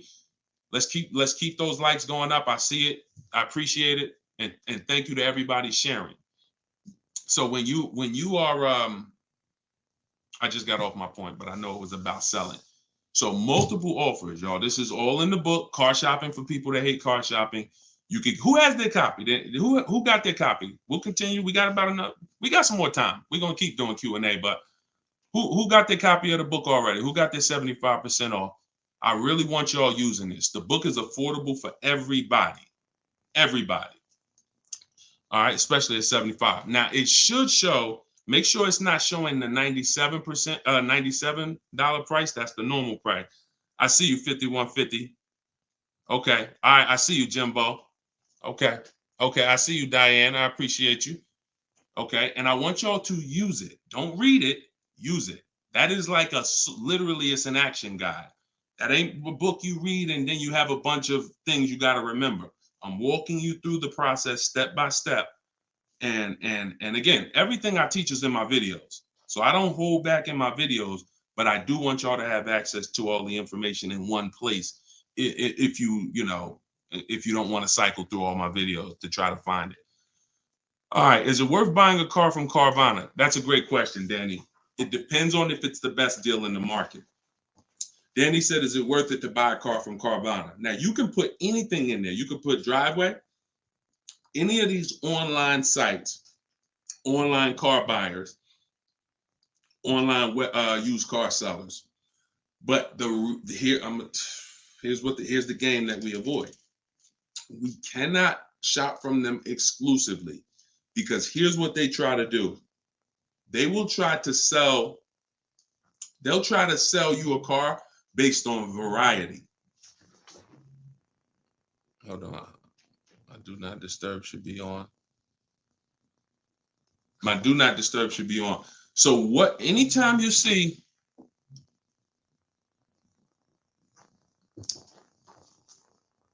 hold on one second. I keep getting a call and I don't know why it always does this. I don't want to lose the people on Instagram. Hold on, Instagram. We got you. All right. We should be back on Instagram now. Okay. So most times, especially when we're selling our cars to these people, you got to realize we sell our cars to Carvana, to Driveway, to all these companies because they pay more than dealers on average. If they're paying more than dealers on average, they're usually not the lowest price. When they're selling the cars, they're usually one of the highest. You can't pay people more than dealers and then turn around and sell for less than dealers. That could be part of the reason why Vroom went out of business. But whenever we shop for a pre-owned car, Carvana is always on the list. Whenever we shop for a pre-owned car, CarMax is always on the list. Driveway is always on the list. Why? Because we shop everywhere there's a used car. You may have been trained to shop local with used cars or to shop I only go to Car Gurus. Then you're missing the stuff that's on cars.com. You're missing the stuff that's on carfax.com. You're missing the stuff that's on Driveway. You're missing the stuff that's on CarMax. So we got it just the same way. If we were buying a baby stroller, we're going to go to Walmart, right? .com. We're going to go to Amazon, right? We're going everywhere, right? That's the same way we got to be when we're shopping for used car. Carvana is just one marketplace. And unfortunately, there are people who shop from them exclusively because they're like, oh, I just love Carvana. I don't have to go into the dealer. And they don't realize that, one, what I teach you won't be in a dealer more than 30 minutes. And also, if I'm not checking their prices, I'm going to overpay. And I'll literally have I didn't have to go to a dealer, but I got a car in my driveway that I could have got for $5,000 less if I just shopped around the right way. I did just mention Auto Trader. Auto Trader's on our list, Alex. Auto Trader is one of our marketplaces. It's one of the marketplaces we shop on. It's just like a Walmart. It's just like a Amazon.com. Auto Trader is a big one. We definitely don't skip any used car marketplace. Now, we don't use Auto Tempest because Auto Tempest pulls and aggregates some data from other people's websites. They're not their own marketplace, so they can't get all the data. So that's why I don't use them. We just go direct to the marketplaces themselves because no company has the rights to market everyone's product. And so as long as no company has the right to market everyone's products, the only way we're going to see all the product is by being on all the marketplaces. But I'll show you how to do this quick. This shouldn't take you more. Look, y'all, this is going to sound crazy, but it shouldn't take you more than 60 minutes, 90 minutes to get your best deal on a car. No, 90 tops. Tops. Not only do I want y'all saving thousands, I want y'all to save time. Deciding what you want, shopping, test driving, that takes time. That's fun. Getting the deal, that should not take you more than 60 to 90 minutes when you learn how to get bids. Okay. And the more you stick around, the more you use what I teach, you're going to make deals and save more money in like less time. Does he lease to buy? No, we don't do lease to buys. We don't mix the two. Leasing is its own benefit. That's a great question. Great question. Let me put the banner back up for those of you who want to get the book. See, if you don't want to have to remember all of this, grab your book. My new book is called Car Shopping for People That Hate Car Shopping. It's digital, so you could download it, be literally using it in 2 minutes. And just go to deshonsbook.com. It's 75% off for our launch. and you can get your copy. If you're on Facebook or if you're on Instagram or TikTok, you could go right to my bio, click the link in my bio, get your copy while it's 75% off. Price goes back up to $97, I think, after 30 minutes. All right, so your payment is over $1,100 now, and look, that means your loan is probably somewhere around 60 grand or more. Depends on how much it depends on what your term was. So if your payment was $1,100 a month, on a 5-year term, that's a $60,000 loan. That's about a $5,500 loan on a 5-year term.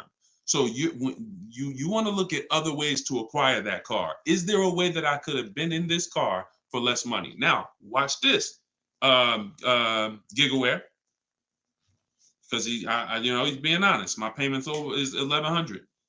If you are buying that car and your intention is to keep it, and that means your intention is to keep it for 8+ years, you're going to pay off that car, and then you're going to just, start to catch you. Once you don't have a car payment, you can start to catch up to the person who leased, because the person who leases is always going to have a payment. That's the downside about leasing. There is no opportunity for you to pay off the car, and you don't want to.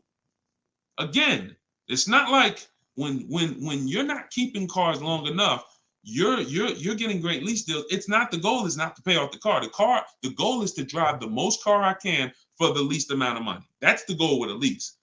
The goal with a purchase is to now pay off the car and start to now keep the car long enough for the depreciation to cool off.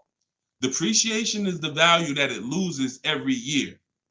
Thank you, Becky. Good to see you as well. Long time. Great to see you. So depreciation is the value the car loses every year. When you buy a brand new car, you lose 20% the first year. Then you lose 15%. Then you lose 15%. Then you lose 12%. Then you lose 10%. And as you keep the car longer, it gets to a point where you're only losing 5% or so a year. But you must keep that car long enough to get to that point. And what many of you have been taught to do, you may have been taught to, man, I buy my cars and then I'm replacing them in 3 years. I'm replacing them in 5 years. Now I'm replacing my cars when they're losing the most value. That's not when you want to replace a car. You now bought the car, it's losing value like crazy for the first 6-7 years. Now, perfect. It's going to cool off now. It's paid off now. Now I can start to recoup some of all that money that I put into that car. But most people don't do that. You may have been taught, I just go and get another car and I start the process all over again. So not only are you never getting to benefit, not only are you always having a payment anyway, you're not getting the benefit from all the money that you're putting into these cars. You're never allowing the depreciation to cool off to where you got no car payment and you just got a car out there and you can stack some of this money up. It just happens all the time. It's an issue of not understanding leasing. Leasing is for short-term people less than 8 years. Purchasing is for long-term people more than 8 years. And don't worry, we'll continue to go deep on this. All in the book. So anybody who wants to really know this and have it all in one place so they can use it, if you're shopping for a car now or in the next 12 months, you need this stuff right now. I got tons of videos all over all my Facebook pages. But if you want all the information in one spot, get your book at 75% off. Just make sure that it's not showing the $97 price.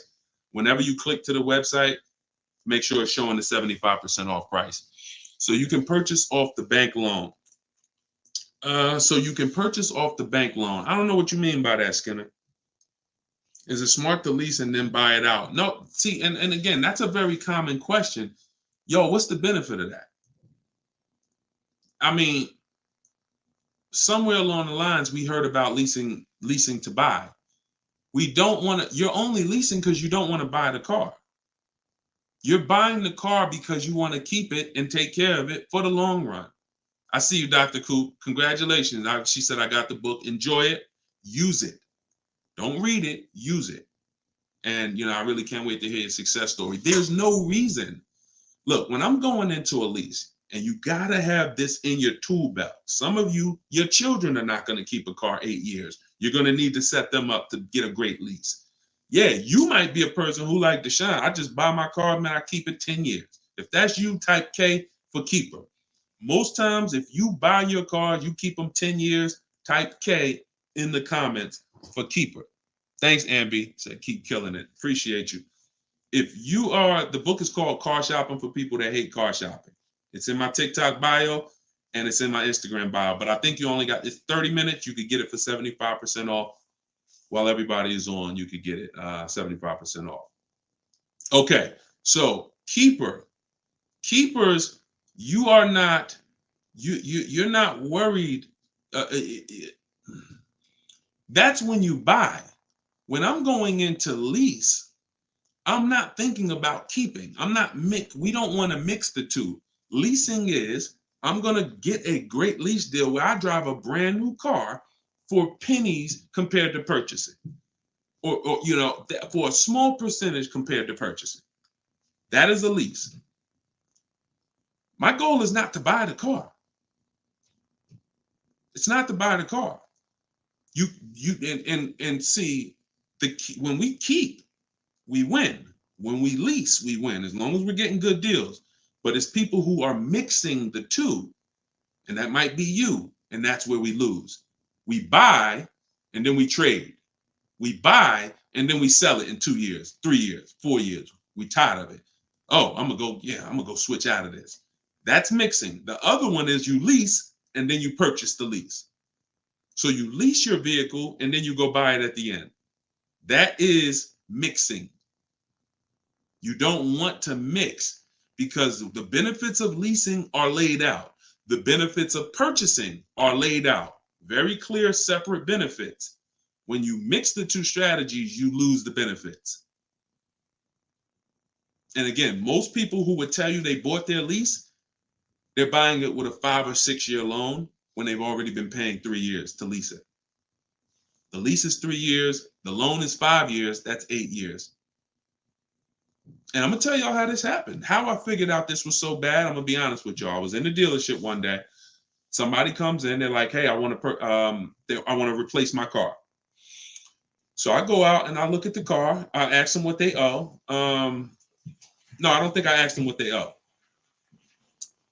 They come to the dealership. They say, "Yeah, I got a car out there. I want to trade it in for a new car." And I'm like, "Okay, that's pretty normal. Let's take a look." Here's what happens.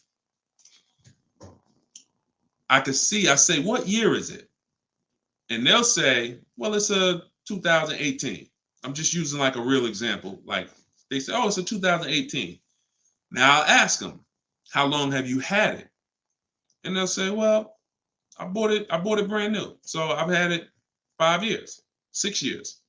Now, follow me, y'all. Everybody on here, I want your opinion on this.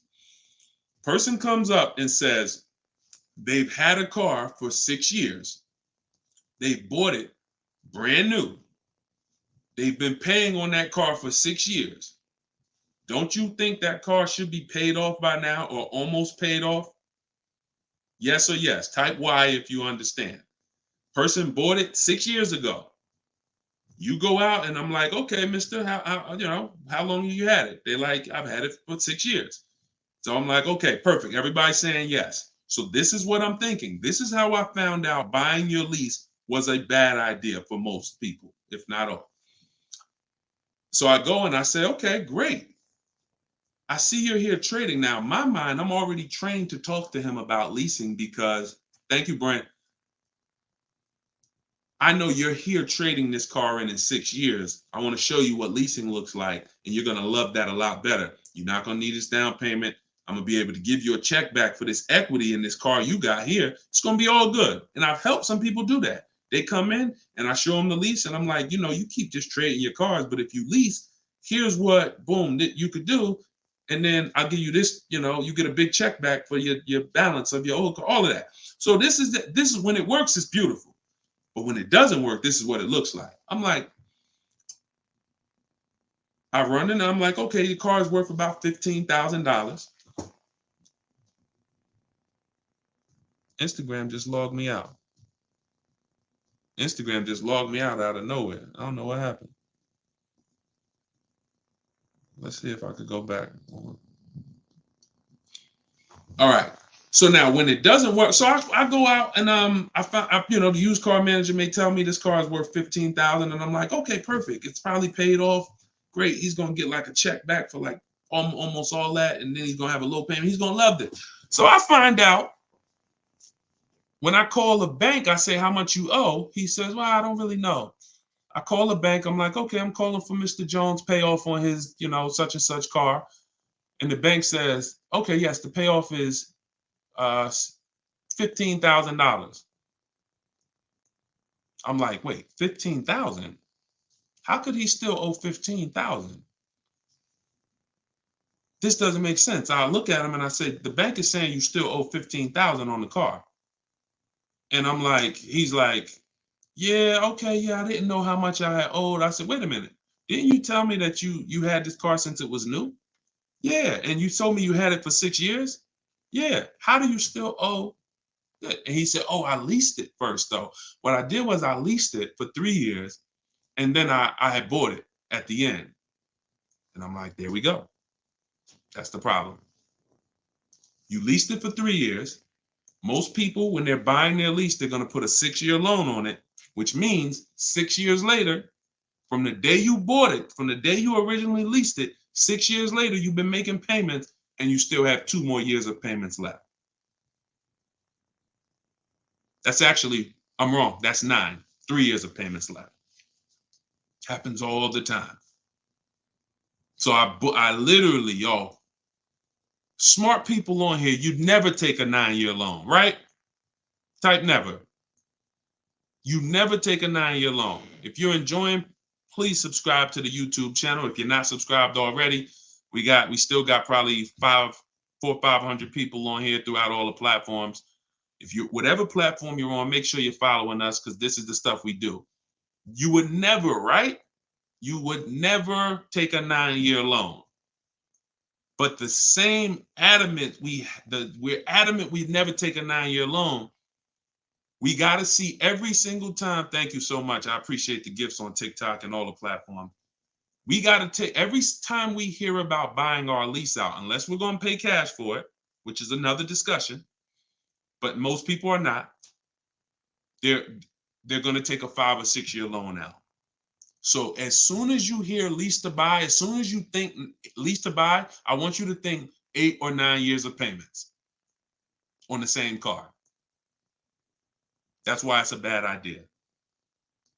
That's why it's a horrible idea. Okay? Now, if you are comparing, we had somebody in our group yesterday who was asking about buying his lease out because he's going to give the car to his parents and because they're going to keep it long term, and the value of the car compared to the value of a similar used car is a great deal. That's different. Buy it. Because all you're doing when you're buying your lease is you're buying a used car. It's your car. I used to help people buy their lease. Hey, they come out of the office, we switch the plates because we got to re-register the car. And I'm like, okay, so how was it? Now they just signed up for a 5-year loan, 6-year loan on a car that they've already been in for 3 years. They're not really excited about it. I've had the car for 3 years. At least when you go buy a used car, you're excited about it. You're excited. Oh, nice. It's new to me. But when you buy your lease out, you're not really excited. Thank you, man. Y'all going crazy with these gifts and everything. I appreciate it. So these are the things, like what I want y'all to have. As long as you stick with me and you learn what I teach, you're going to have clear boundaries that you operate in that always protect you. That's the name of the game. There's clear things I do. There's clear things I don't do. I know I have rules. I have boundaries. And what I want y'all to get familiar with is the 8-year rule. The 8-year rule is the first rule. It says if you're not keeping your car 8 years, you should not be buying it. You can't outlive the depreciation. You cannot outlive the depreciation compared to someone who purchases. Now, it's too much to go deep on right now. We'll go deep because I know some people thinking, oh, Deshone, but if I pay cash for a brand new car, I'll pay less overall. Yeah, but if you pay cash for a brand new car, you're still laying out all the money. You're still laying out all the money and you're still trying to get that back. You're still, oh, I paid 30 grand, 40 grand, 50 grand. Do you understand that a person who leases that same car, what would you rather be? Big dog who thinks you're big dog because you're going to write a $50,000 check, or a person who comes in and says, I'm going to get that car for $500 a month. Do I want 50 grand coming out of my bank account going into a car, or do I want $500 every month?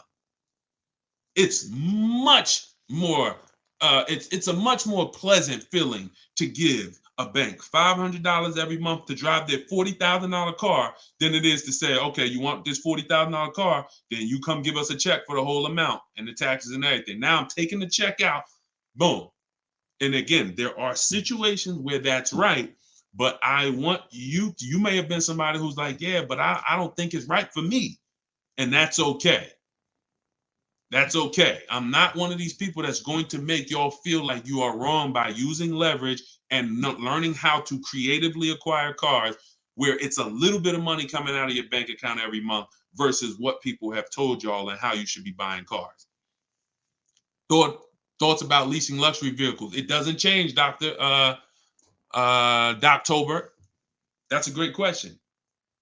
He said, what are your thoughts about leasing luxury cars? Same principle, 8-year rule. I don't care whether you're leasing a G-Wagon, whether it's a Bentley you're looking at, whether you're looking at a Toyota Corolla, the 8-year rule is what applies. Because the 8-year rule takes into account the depreciation. If you look and say, that's a car I'm keeping for 8 years or more, you buy it. If that's a car you're not keeping 8 years, you're going to see you'll pay thousands less and drive a better car leasing it, even if you try to buy it used. So I'll need more than one broadcast to really go deep on this. I'm just getting familiar with how to use all of these tools where I can show you all stuff.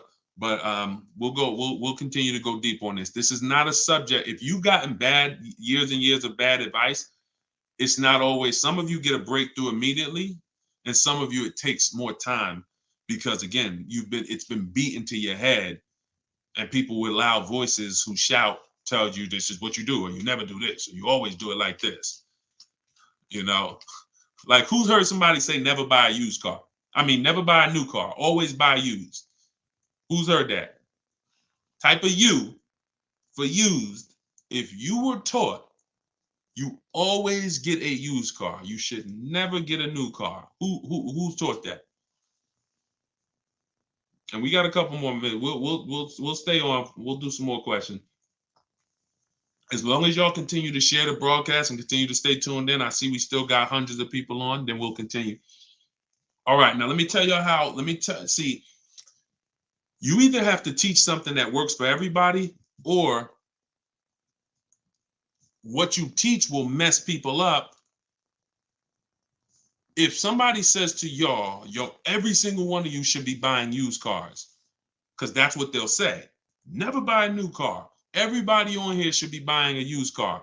So that means you think everybody in the country should be buying used cars, right? Yeah, absolutely. Nobody should buy a new car. Nobody in this whole country should buy a new car. Like, no, always buy a used car. Okay, perfect. So let's just say if you had your wish, everybody in the country would be buying used cars, right? Because that'd be better for them, right? Yes, if I had my wish, everybody would be buying used cars. Then here's my question. How do they become used cars then? How do they become used cars if everyone is buying used cars? I want y'all to think about this. If you had your wish, you could snap your finger, Mr. Financial Advisor, whatever you teach. How could everyone buy used cars? It's impossible. The cars come in new. They don't just, so if everybody was buying used cars, what's happening to the new cars? They're just sitting there. And then, so that's not a practical solution. How do we acquire? Who should be buying brand new cars? People who are going to lease them, and people who are buying new cars, who want to purchase, keep long term, and you could afford new. That's only if some people say, Deshone, I want to buy. I'm not leasing. I want to buy. I keep my car. But should I buy new or pre-owned? That depends on budget. That depends on, unless you want one specific from a year, sometimes it'd be like, oh, I want this special year. But if it's a case of, you know what, I can afford both. Should I buy new? Should I buy pre-owned? That's a matter of budget and preference. If I could afford a new one and I can keep it long enough to outlive the depreciation, then I'll buy new. But if I can't afford to get a quality vehicle for my budget, then I'll buy pre-owned. And some people want to treat themselves. Some people like, I only get a new car every 10 years, Deshone. I'm going to get something new. That's fine. That's fine.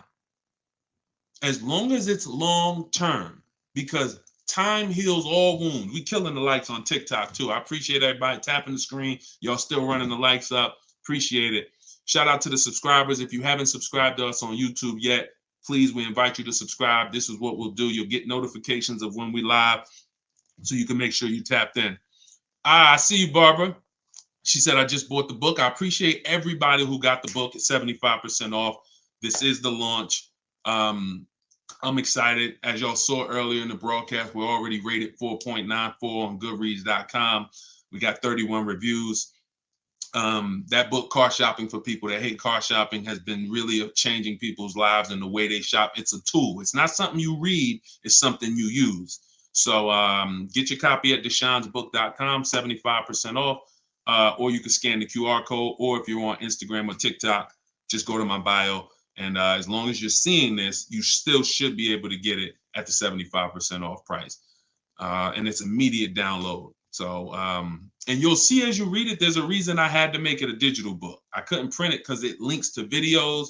It links to docs. I got scripts that it links to. There's no way I would have been able to do it printing the book. And then also, sometimes I need to update stuff. Like Vroom went out of business 2 months ago.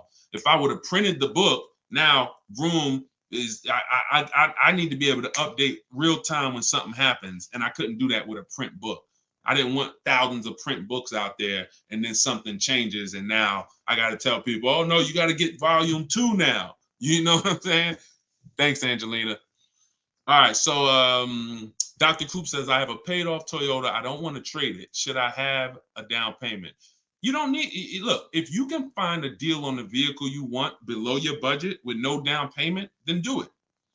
You said you have a paid off Toyota. You don't want to trade it in. Now, here's what I ask people. You put the vehicle to use, because if you're going to go and get another vehicle, then you're going to be paying for that vehicle.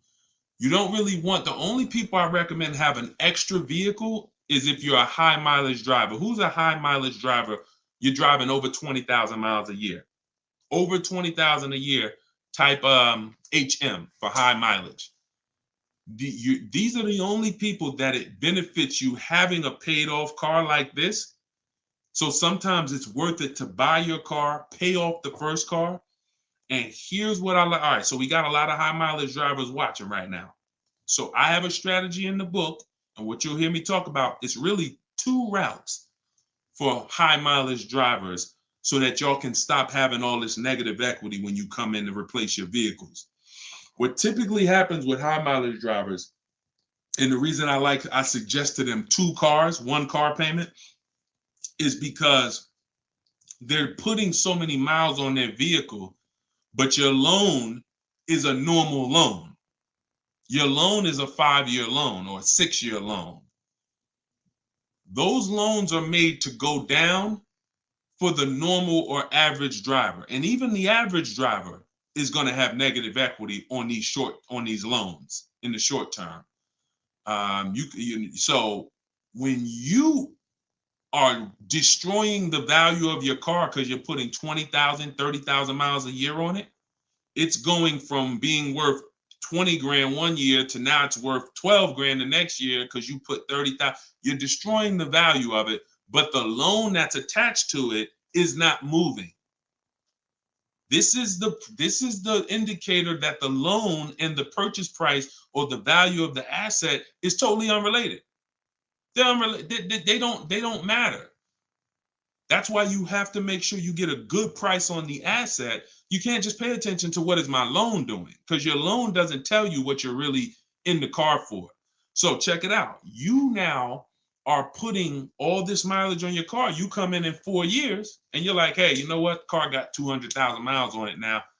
Let me go ahead and trade this thing in. Problem is, 200,000 miles, you still got 2 years left on the loan. You still owe 15 grand.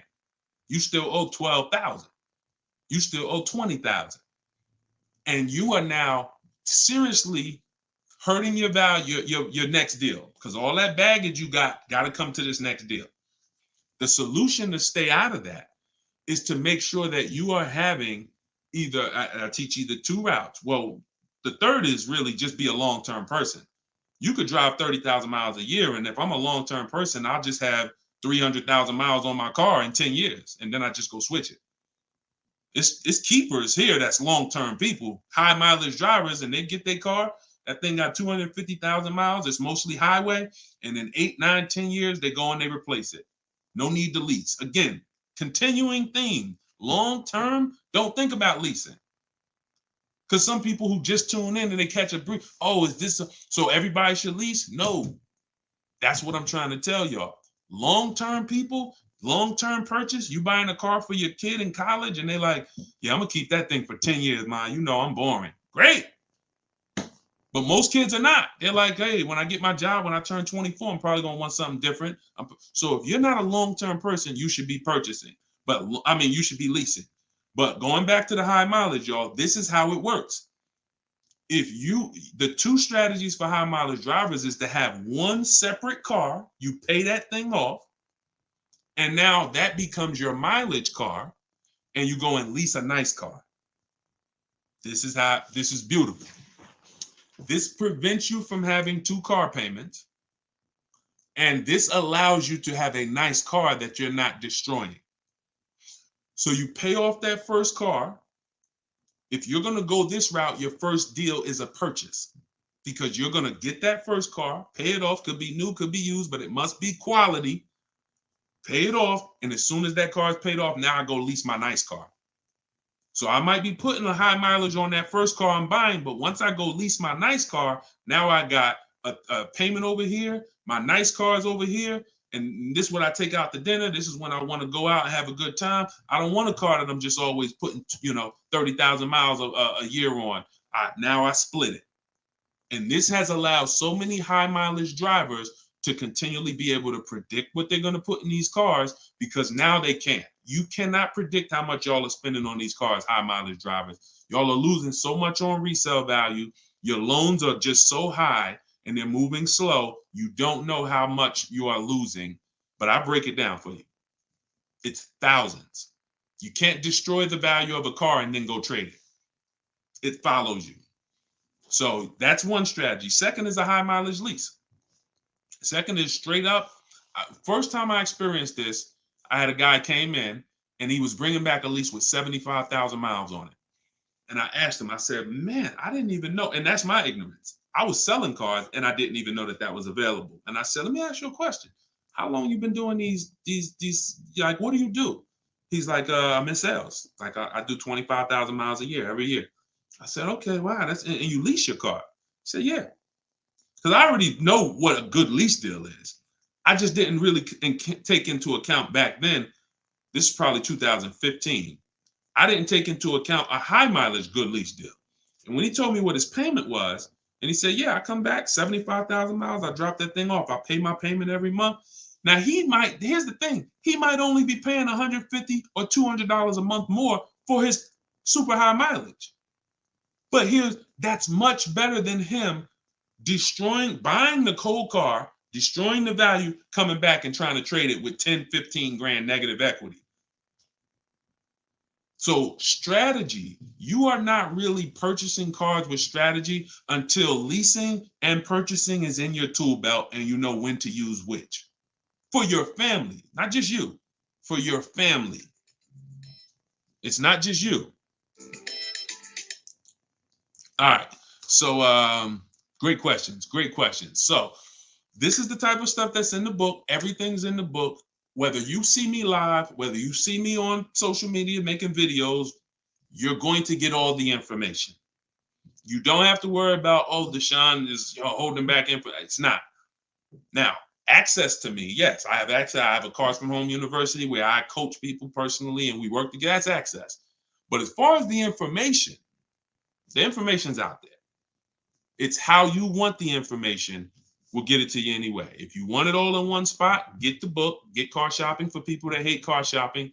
Download it now. It's 75% off. Scan the QR code or go to deshonesbook.com or go to my Instagram or TikTok bio and get your 75% off copy. But other than that, you don't have to worry about not having the information. See, what y'all have had to deal with is how do we make great car deals? How do we not pay penalties when we don't have the information?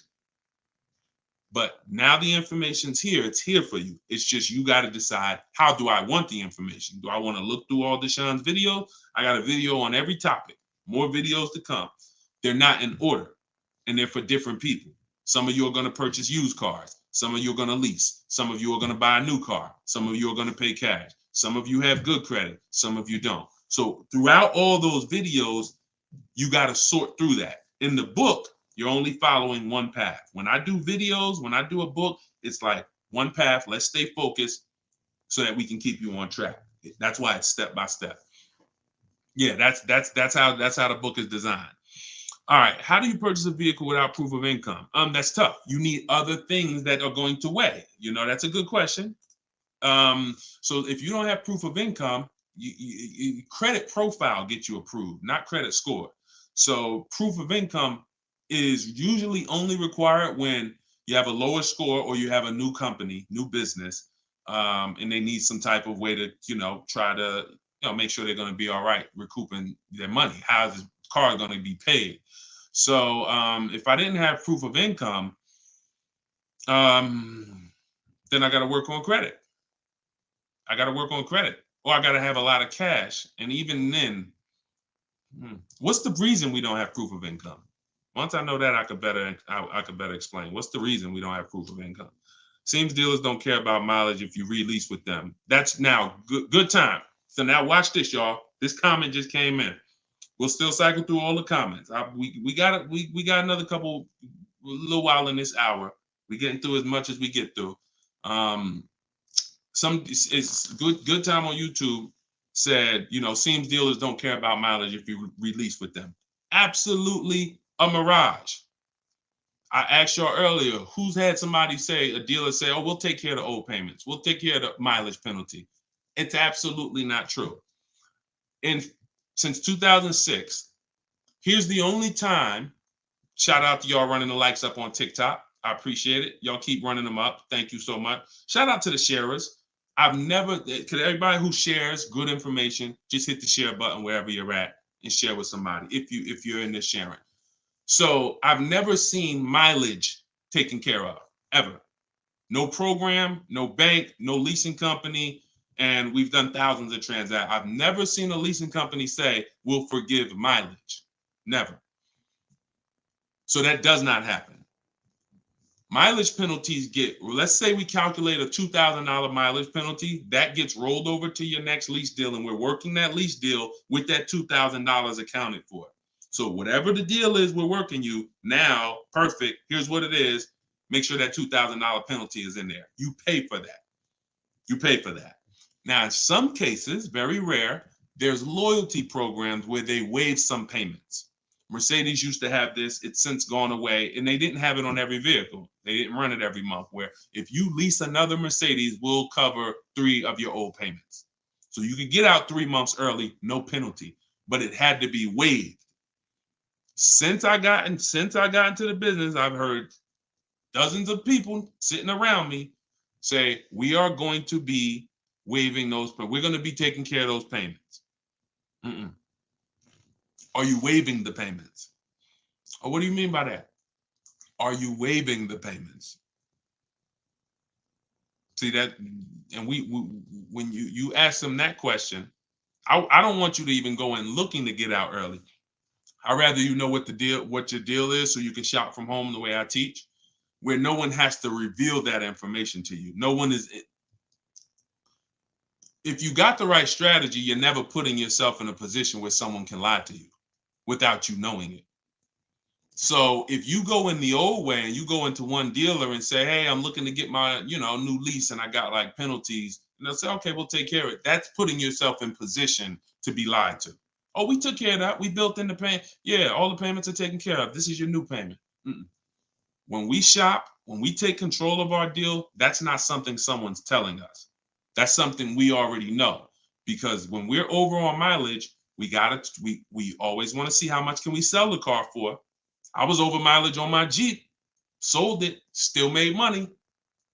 Still made money. There's plenty of people who go over on their mileage and can still sell their lease and make a lot of money. Even if they break even, they avoid the penalty. So first is always to do our equity assessment and see how much we can sell the car for. And if we can sell it, we avoid the penalty. And then we're choosing payments. Do we get out early? Do we make the payment? You see, when you getting out of your lease early, unless you sell the vehicle, y'all, you can't get out of your lease early. You're breaking a contract. So I don't want y'all I don't want y'all using language or comfortable with language that cost you money, because you've heard people say this for years. Oh, I'm just going to get out of this. No, you're going to get out of it and you're going to pay penalties for that. So because they've taught us, or you've been taught, oh, you can get out, no problem. You call the dealership, hey, you know what, y'all? I bought so many cars from y'all. I know I'm supposed to keep this lease for how many years? It's supposed to be 3 years, Mrs. Johnson. Okay, yeah, but I think I'm ready for something new already. All right, well, when can you come in, Miss Johnson? See, they're never going to say, just so you know, Miss Johnson, if you break the lease, the penalty is going to be, pretty significant, because you contracted for 3 years and now you're getting out. So we're going to have to roll over probably about $3,000 or $4,000 or $5,000 to your new lease. So no, they'll just come in, get you in, and all right, here's your new payment, Miss Johnson. You don't realize that I'm paying $100 more for this car than I could have been paying if I just waited. But because you've been taught to be a payment shopper, it doesn't matter to you. But somebody who's financially savvy, who's like, man, I don't want that extra $100 coming out of my house for the same vehicle. You're not going to do this. So we cannot ever believe what dealers say about penalties, about, oh, we'll take care of that. We find out, can we sell our car to avoid the penalty?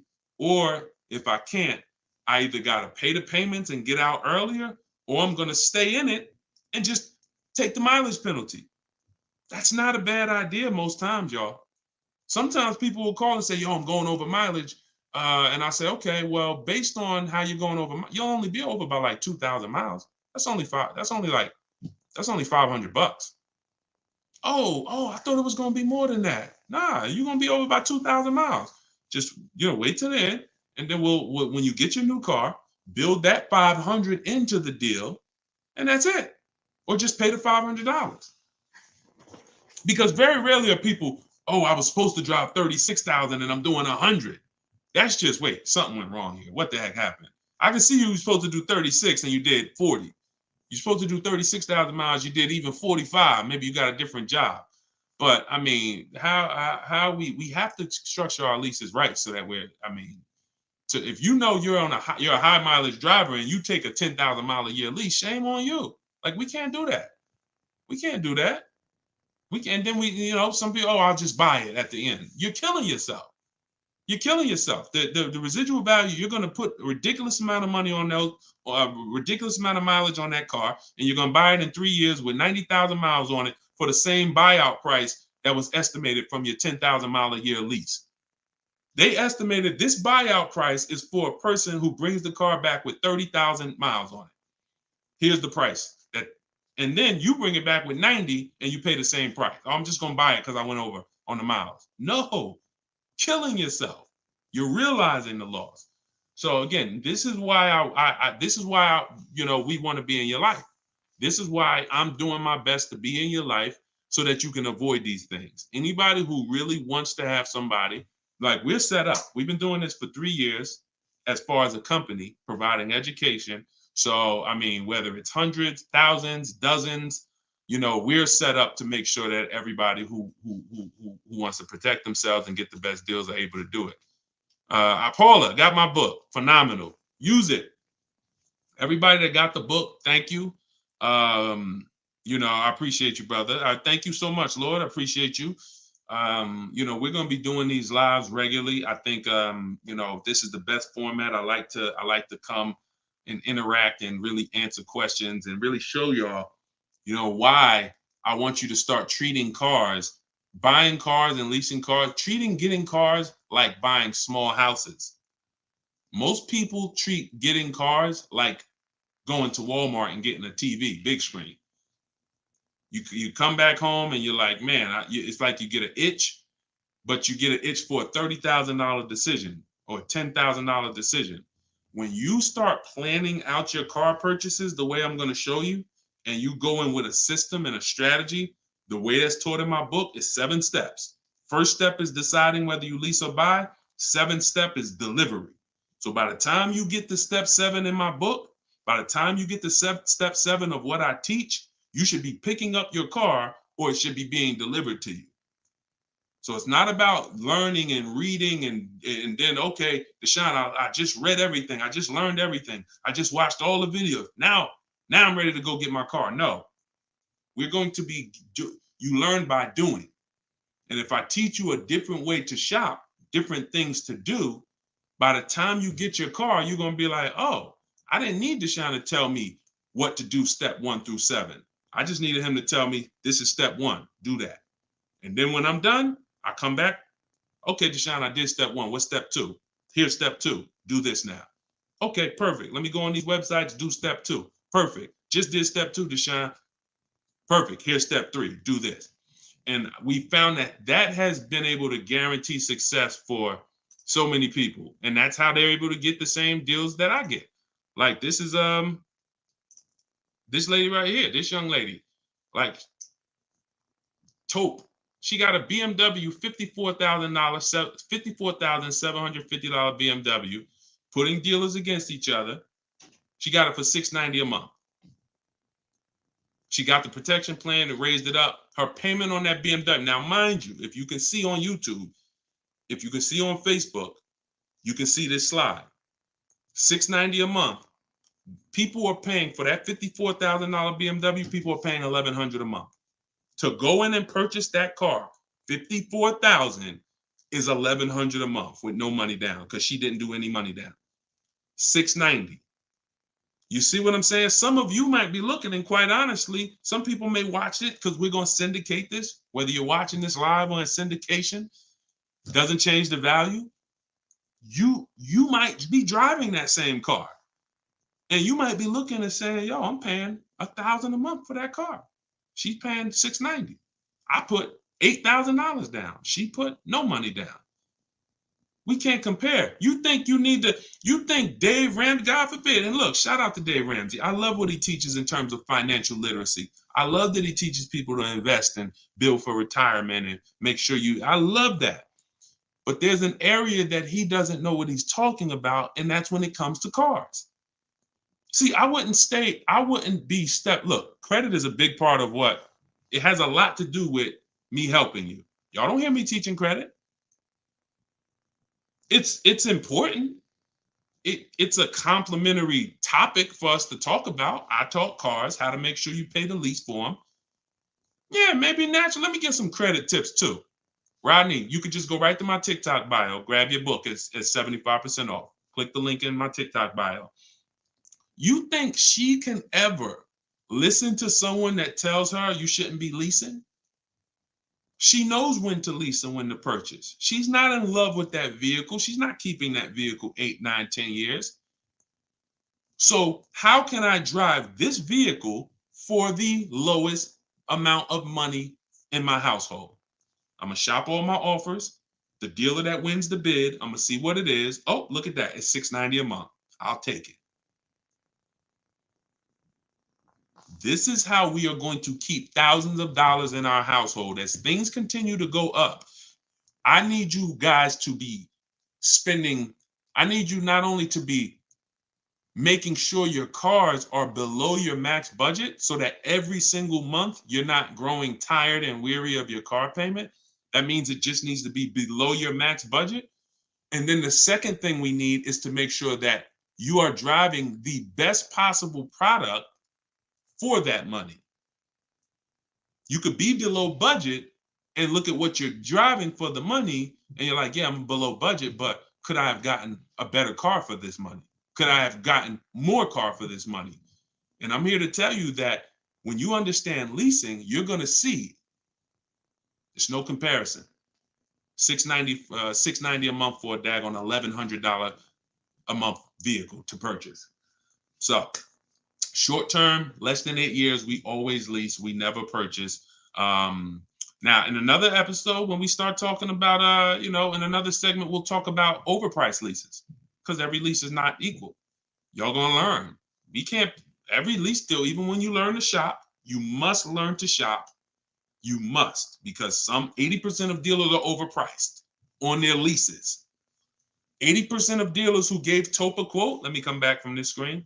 80% of dealers who gave a quote to this young lady, Tope, on her BMW, were a lot higher. Some of you even saw it on the video. It said it when she wrote it. It said, man, all these other offers were a lot higher. That's how it's supposed to be.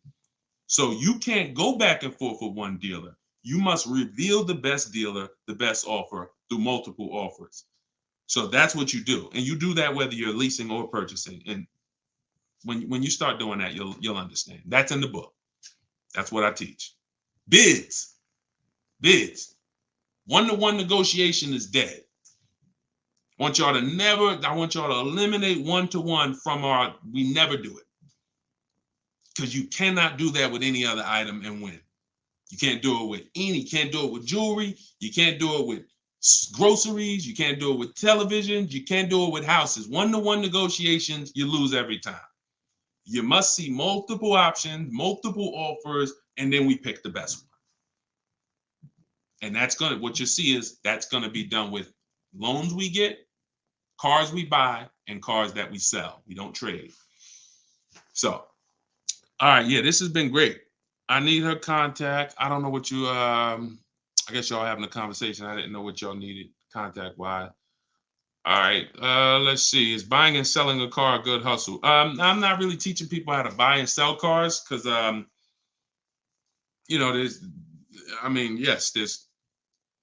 if you want to go into the car business, that's not what I teach.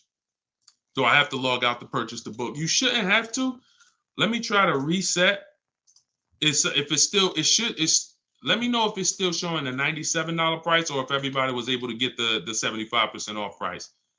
Let us know. All right, I just reset it, so it should give you an opportunity to go back in there now and get it at the 97% off. All right.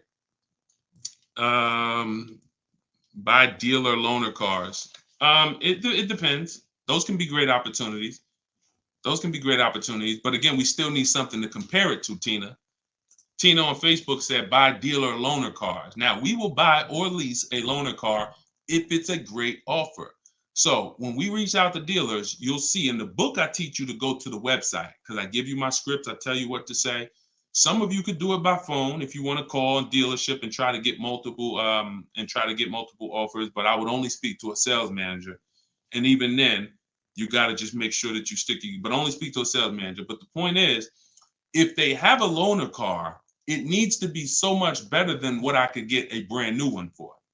So if, for instance, if the dealer that wins the bid is offering me $3,000 off on a brand new one, but a dealer with a loaner car is only offering me $3,000 off or $3,500 off, and it has 3,000 miles on it, I'm going to go with the brand new one. But if I don't have anything to compare it to, then I might think 3,000 off is a good offer for the loaner car. See what I'm saying? See, price assurance is when you guarantee. I want y'all, listen, if you want price assurance, type PA in the comments.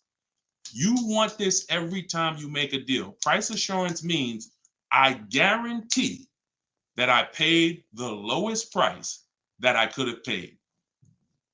That's called price assurance.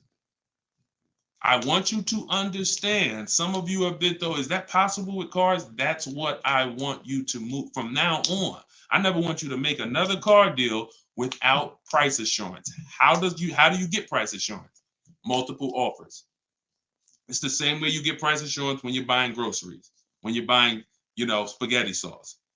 I know I saw enough offers to know there was nothing out there less. Not, oh, I went in, I looked at one brand and said, oh, I gotta have it. I like those. And it was $1 off. And I thought see, price assurance is the best thing with a car because you literally can look at all these offers and say, this is the best one. It's amazing when you realize you're the prize. Some of you be like, man, I haven't been treated like I'm the prize. I know, we're going to change that. So when you use the systems that I want you to use, you'll realize, dang, I've been the prize the whole time. You mean all of these banks and credit unions would like work this hard to try to give me, it's all these options I got. It seemed like before I really didn't know all my options. That's right. But when you now change the way you shop and you now move into a bidding mindset, everyone I'm going to do business with must win the bid. The bank, the credit union must win the bid. And then I'm going to give the dealers a chance to see if they can beat it. Now they bank's going to get a chance to bid. Very soon we'll talk about how to do that without affecting your credit.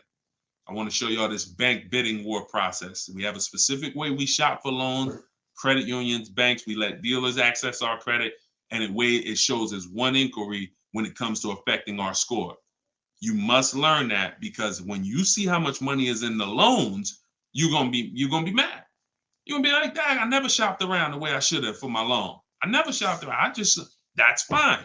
No, there was no one to tell you. Now there is someone to tell you that if you have a $30,000 loan and the interest rate is 5.9, if you could have got 4.9, that'd have saved you $1,000. Do you get what I'm saying? If you have a $50,000 loan, 1 point on the interest rate, say you $2,000. So we must imagine if you could get 2 points lower, say $4,000. So we are excited to try to get money off the car. We're going to be just as excited to make sure we're not giving that money in our loan. The banks are not loving us because we don't want the banks to like us. We want the banks to say, man, we barely making any money on this loan, but we'll take it. You don't want the bank to say, oh, every time they need a loan, they just come right to us. They love us. Give them 5.9. They don't ask no question. Give them 6.29. Give them 7.2, whatever. They're not going to shop. No, we don't want that. So, all right, y'all. So I will be back for another segment. These are the things we're going to continue to do. We'll be live on all 4 platforms. We look to partner with more platforms in the future. So if there's a platform that y'all think we should be on streaming, let us know. Right now, we are, Facebook, Instagram, TikTok, and YouTube. So it's been great. We had probably, consistently 400 or 500 people on here. And so if you want to get your book at 75% off, as long as the timer hasn't come down, you should click the TikTok bio. Name of the book is Car Shopping for People That Hate Car Shopping. If you Google it, you'll see it's already rated 4.94 on Goodreads. We have 31 reviews. So we're on our way to being a 5-star bestseller. And it's really the people using it. So I want you all to use it. Get it for 75% off. Normal price is $97. Download it immediately. Start to use it. If you're on YouTube or Facebook, you can scan the QR code and get your copy, or go to Deshone's book. Mm-hmm. Yes, Mandy. Facebook is the same handle. Deshone the Auto Advisor on every channel, whether it's YouTube, Facebook, Instagram. It's always Deshone the Auto Advisor. So we'll be back to answer more questions. We'll be talking more about leasing, but we'll be talking more about deal structure, shopping, how to check and make sure cars are reliable. There's a lot of cars going out here with bad reliability ratings, bad longevity ratings. So they are not the cars that we need to be buying for keepers. We got things we got to look out for, y'all. Like this is the tip of the iceberg. We're buying a car to keep. You know how many people have bought a car, it wasn't quality? We didn't check longevity. I thought I was going to keep it 8 years, 10 years, but car started giving me issues, transmission issues at 80,000 miles. I didn't know that. We got to make sure we're checking these things. We got to make sure we look into every, so we'll break this down step by step. I'll be going over my system, my 7-step system, and just going deep with pieces of it and answering you guys' questions. Borrow against your money in the bank. Yeah, that's fine. Whatever gets you the biggest net return, Tina. She said, I don't get loans, borrow against your money in the bank. As long as, just whatever gets you the best net return. I'm just here to tell you that interest isn't the only loss on money. Opportunity cost is a loss when it comes to financial. If you were taking a class on finance, opportunity cost is real. If I could have put my money in something and made 10% on it, but my money was in a car and I didn't have that money, and that money is losing me 10% in the car. So let's just say I put the 20 grand in the car, and then every year that 20 grand is worth 2,000 less, then I'm losing. It's a negative 10% return every year on that 20 grand. When I could have had that 20 grand somewhere getting me 10%, use the bank's money at 4%, and now I'm still at a net positive when it comes to, am I richer at the end of the year? Am I richer at the end of the month? So I just say that to say we've been taught when it comes to finance, we just talk interest. Oh, I don't want to pay interest. I don't want to pay interest. But I'm here to make sure everyone knows the total package of why people who don't pay cash for cars, who could afford to, who literally can write $100,000 check for anything they want, why they don't. See, I'm not interested in, I'm interested in why the people who could pay cash for cars choose not to. And it's not what you've been taught. Some of it's not because, they just love debt. Now, these people have paid off houses. So these are the things that we're going to be talking about. So, and again, all in my book. If you want it all in one place, grab your copy. But yeah, this was a great segment. We will certainly be back. Always a pleasure. And just make sure you're subscribed so you do get notifications when we go live. Make sure you're subscribed on TikTok. Make sure you're following so that when we're live, you can jump on because we're going to be doing this a lot. All right. I'll see y'all soon. God bless everybody. Listen, if you are car shopping now or in the next 12 months, I want you to type me in the comments. No matter where you are, I want you to type me in the comments. We are live on Instagram, YouTube, Facebook, as well as TikTok. Good to see you, Colette. Good to see you, Andrew. After you come in, we haven't done this in a while because I'm just getting back into going live. But if you've been with us for a little bit, we do a roll call. Where are you checking in at? Good morning, good afternoon, good evening, depending on what time. I see you, South Carolina. Okay. As you come in, if you're on TikTok, could you hit the like button and just, let TikTok know that we're going to be spending some time here. We're going to be talking about some serious money as you come in. If you could like the broadcast, if you're into financial literacy, this is the Auto Advisors. Like this, the name of this segment here is the Auto Advisors. We're going to be doing car Q&A. If you don't know me, this may be your first time seeing me.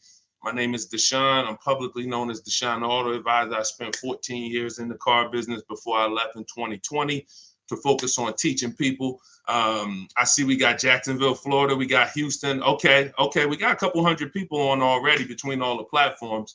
We have Philly in the house. I see you. As you come in, just get your questions ready. What I'm going to be doing is going over various topics and doing lots of Q&A. So we're going to be spending this time y'all going to hear me go from things like leasing versus buying to things like structuring your deal and budgeting, all with the goal of helping you get below market car deals. So as you come in, if you could tag somebody, I promise you, here's what's going to happen. If one of your friends finds out that you've been following me, following the channel, using what we talk about over here to save money on cars, and then you didn't tag them and they find out later, man, I found this guy, Deshone, he's on, and you're like, hey, yeah, I've been following him for years. And they're like, man, why didn't you tag me? Why didn't you share the wisdom? So I want you to definitely do that. And I guarantee your friends will thank you. So as we come in, let's get ready for Q&A. I just want to make sure I did all the housekeeping. My new digital book, Car Shopping for People That Hate Car Shopping, is on sale right now. It's 75% off for our launch, so it will be 75% off the whole time that we're on. If you're seeing this video, you can go to deshonesbook.com, get your copy for 75% off. It's a digital book, And it's digital for a reason, y'all. It must be. I got links in there. I got links to scripts that you're going to be using. I don't want you guys having unpredictable car buying experiences. I want to see you having very predictable, controlled experiences. And in order for you to do that, you have to know what to say. And so I'm going to be talking about all of that. We'll be talking about all of this while we're on. So let's get to the Q&A. I just want to make sure you know, if you're on TikTok, you could go to my TikTok bio, get your copy. It's on sale for a couple minutes for 75% off. And then if you're on Instagram, you could go to my bio. If you're watching online, you can go to Deshone's book, or you can scan the QR code. All right, so let's get into it. Let me just make sure I can see the comments on Instagram. Let's see if I go live here. And okay. Can you talk about this is Kira from TikTok. She said, can you talk about turning in a lease vehicle to another dealership to lease their vehicle? Very good question. We don't want to turn in lease vehicles without making sure we can't make any money on them. Some people have asked, do we have equity in every car? Equity is not in every car, but you do need to check if you have equity before you return your vehicle. Here's how we do it. We're going to call our bank. We're going to get our payoff. We need to get our payoff. You don't want the residual value, because the residual value doesn't include any payment you have, anything. You need the payoff. And what that's going to do is tell you the price that you could buy the car for. Now, there's a customer payoff. Can we light up the likes on TikTok, please, so we could get some attention and let people know we setting people free financially. If you're on YouTube, if you're on Facebook, if you could like the broadcast and tag somebody, I promise they'll thank you. So the first thing we're doing, y'all, we're never returning our leases. We are never returning our leases without doing an equity assessment. We got to check to see if we have any equity in our vehicle. We get our payoff, and then we're going to get at least 5 cash offers. At least 5 cash offers. What does that look like? That means you're getting offers from Vroom's out of business. Driveway, you're getting offers from, and I'm going to tell you, when you do this, if you are selling a lease, you must put no when it asks, is the vehicle a lease?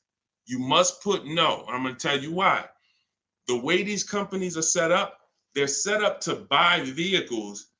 But in 2022, 2021, when they saw us making all this money selling our leases, a lot of the auto companies got, the banks implemented what's known as a third-party restriction, which doesn't limit if you can sell your vehicle. It doesn't. It limits who you can sell it to. So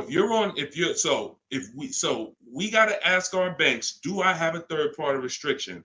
And the way these buyers' websites are set up, the ones I just named, the Driveways, the AutoNations, the Kelly's Blue Book Instant Cash Offers, these are people who literally inspect your car, give you a check the same day, CarMax, Carvana, and we must get offers from all of them.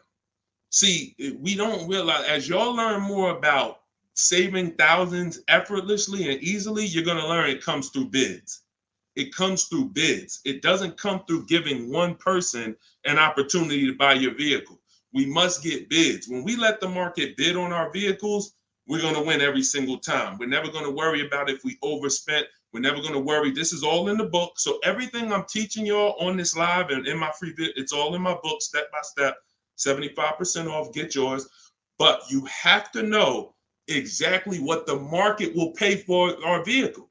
We must know that, and that's very easy to do. Going to these websites, getting these offers. Their offers are really good. They put their best foot forward. Sometimes the dealerships, which are Kelly's Blue Book, Instant Cash Offer, AutoNation, they might try to, what they're trying to do is put a number online and see if they can stand by it. So we got to make sure we're very accurate when we tell people how much, what the condition is of our vehicle. But then we're getting offers. So if you get those offers, y'all, and you see that those offers are 1,000, 2,000, 3,000 more than your payoff, then that means you have equity. If it's 4 or 5, that means you have equity. And here's what you got to know. The customer payoff for our leases, when we're done, we're still talking about answering this young lady's question about what the lease in process is. She asked, should we return a lease and lease another vehicle from the same dealer or a different dealer? What I'm trying to tell y'all and get across to y'all is all of our transactions from now on, who we sell our car to, that's going to be different than who we buy our car from. See, y'all know that the car business has programmed us to give the dealership 3 transactions. We're going to buy a car from them. A lot of times we're going to trade our cars in, and then we're going to get our financing from them. What I'm telling y'all is, as you use what I teach and you really want to save thousands and thousands and guarantee your best deal, if you want to guarantee every time you get a car, it's your best price possible, type me in the comments. If you want to just type a G for guarantee. I want to know every time. In order for y'all to do this, we got to start separating our transactions. So I see you, Terry. I see you, Israel. I see you. Okay, so we all type in G's. This is what we must do to guarantee that we got the best price car. I see you, Father of Legends. I see you, Johnny Martinez. All right, we live on every platform. So when we are shopping, when assessing our equity is the first thing we do after we decide if we're leasing or purchasing. I'm telling y'all that in the steps of car buying, we got to know what order we do things. It's just like baking a cake. If we put the eggs in first and then we put the milk, and it said, no, don't put the milk in until, I don't know, you've let the thing sit for 10 minutes. You just put the milk in, it's not going to be right? So order is important. Shout out to the sharers. I appreciate it. And listen, I appreciate everybody who shares. I appreciate everybody who helps us spread this message. And in time, we're going to do something great for the sharers, because we can't do this without y'all telling people about it. So this is the equity assessment. We don't worry about what car we're going to buy yet.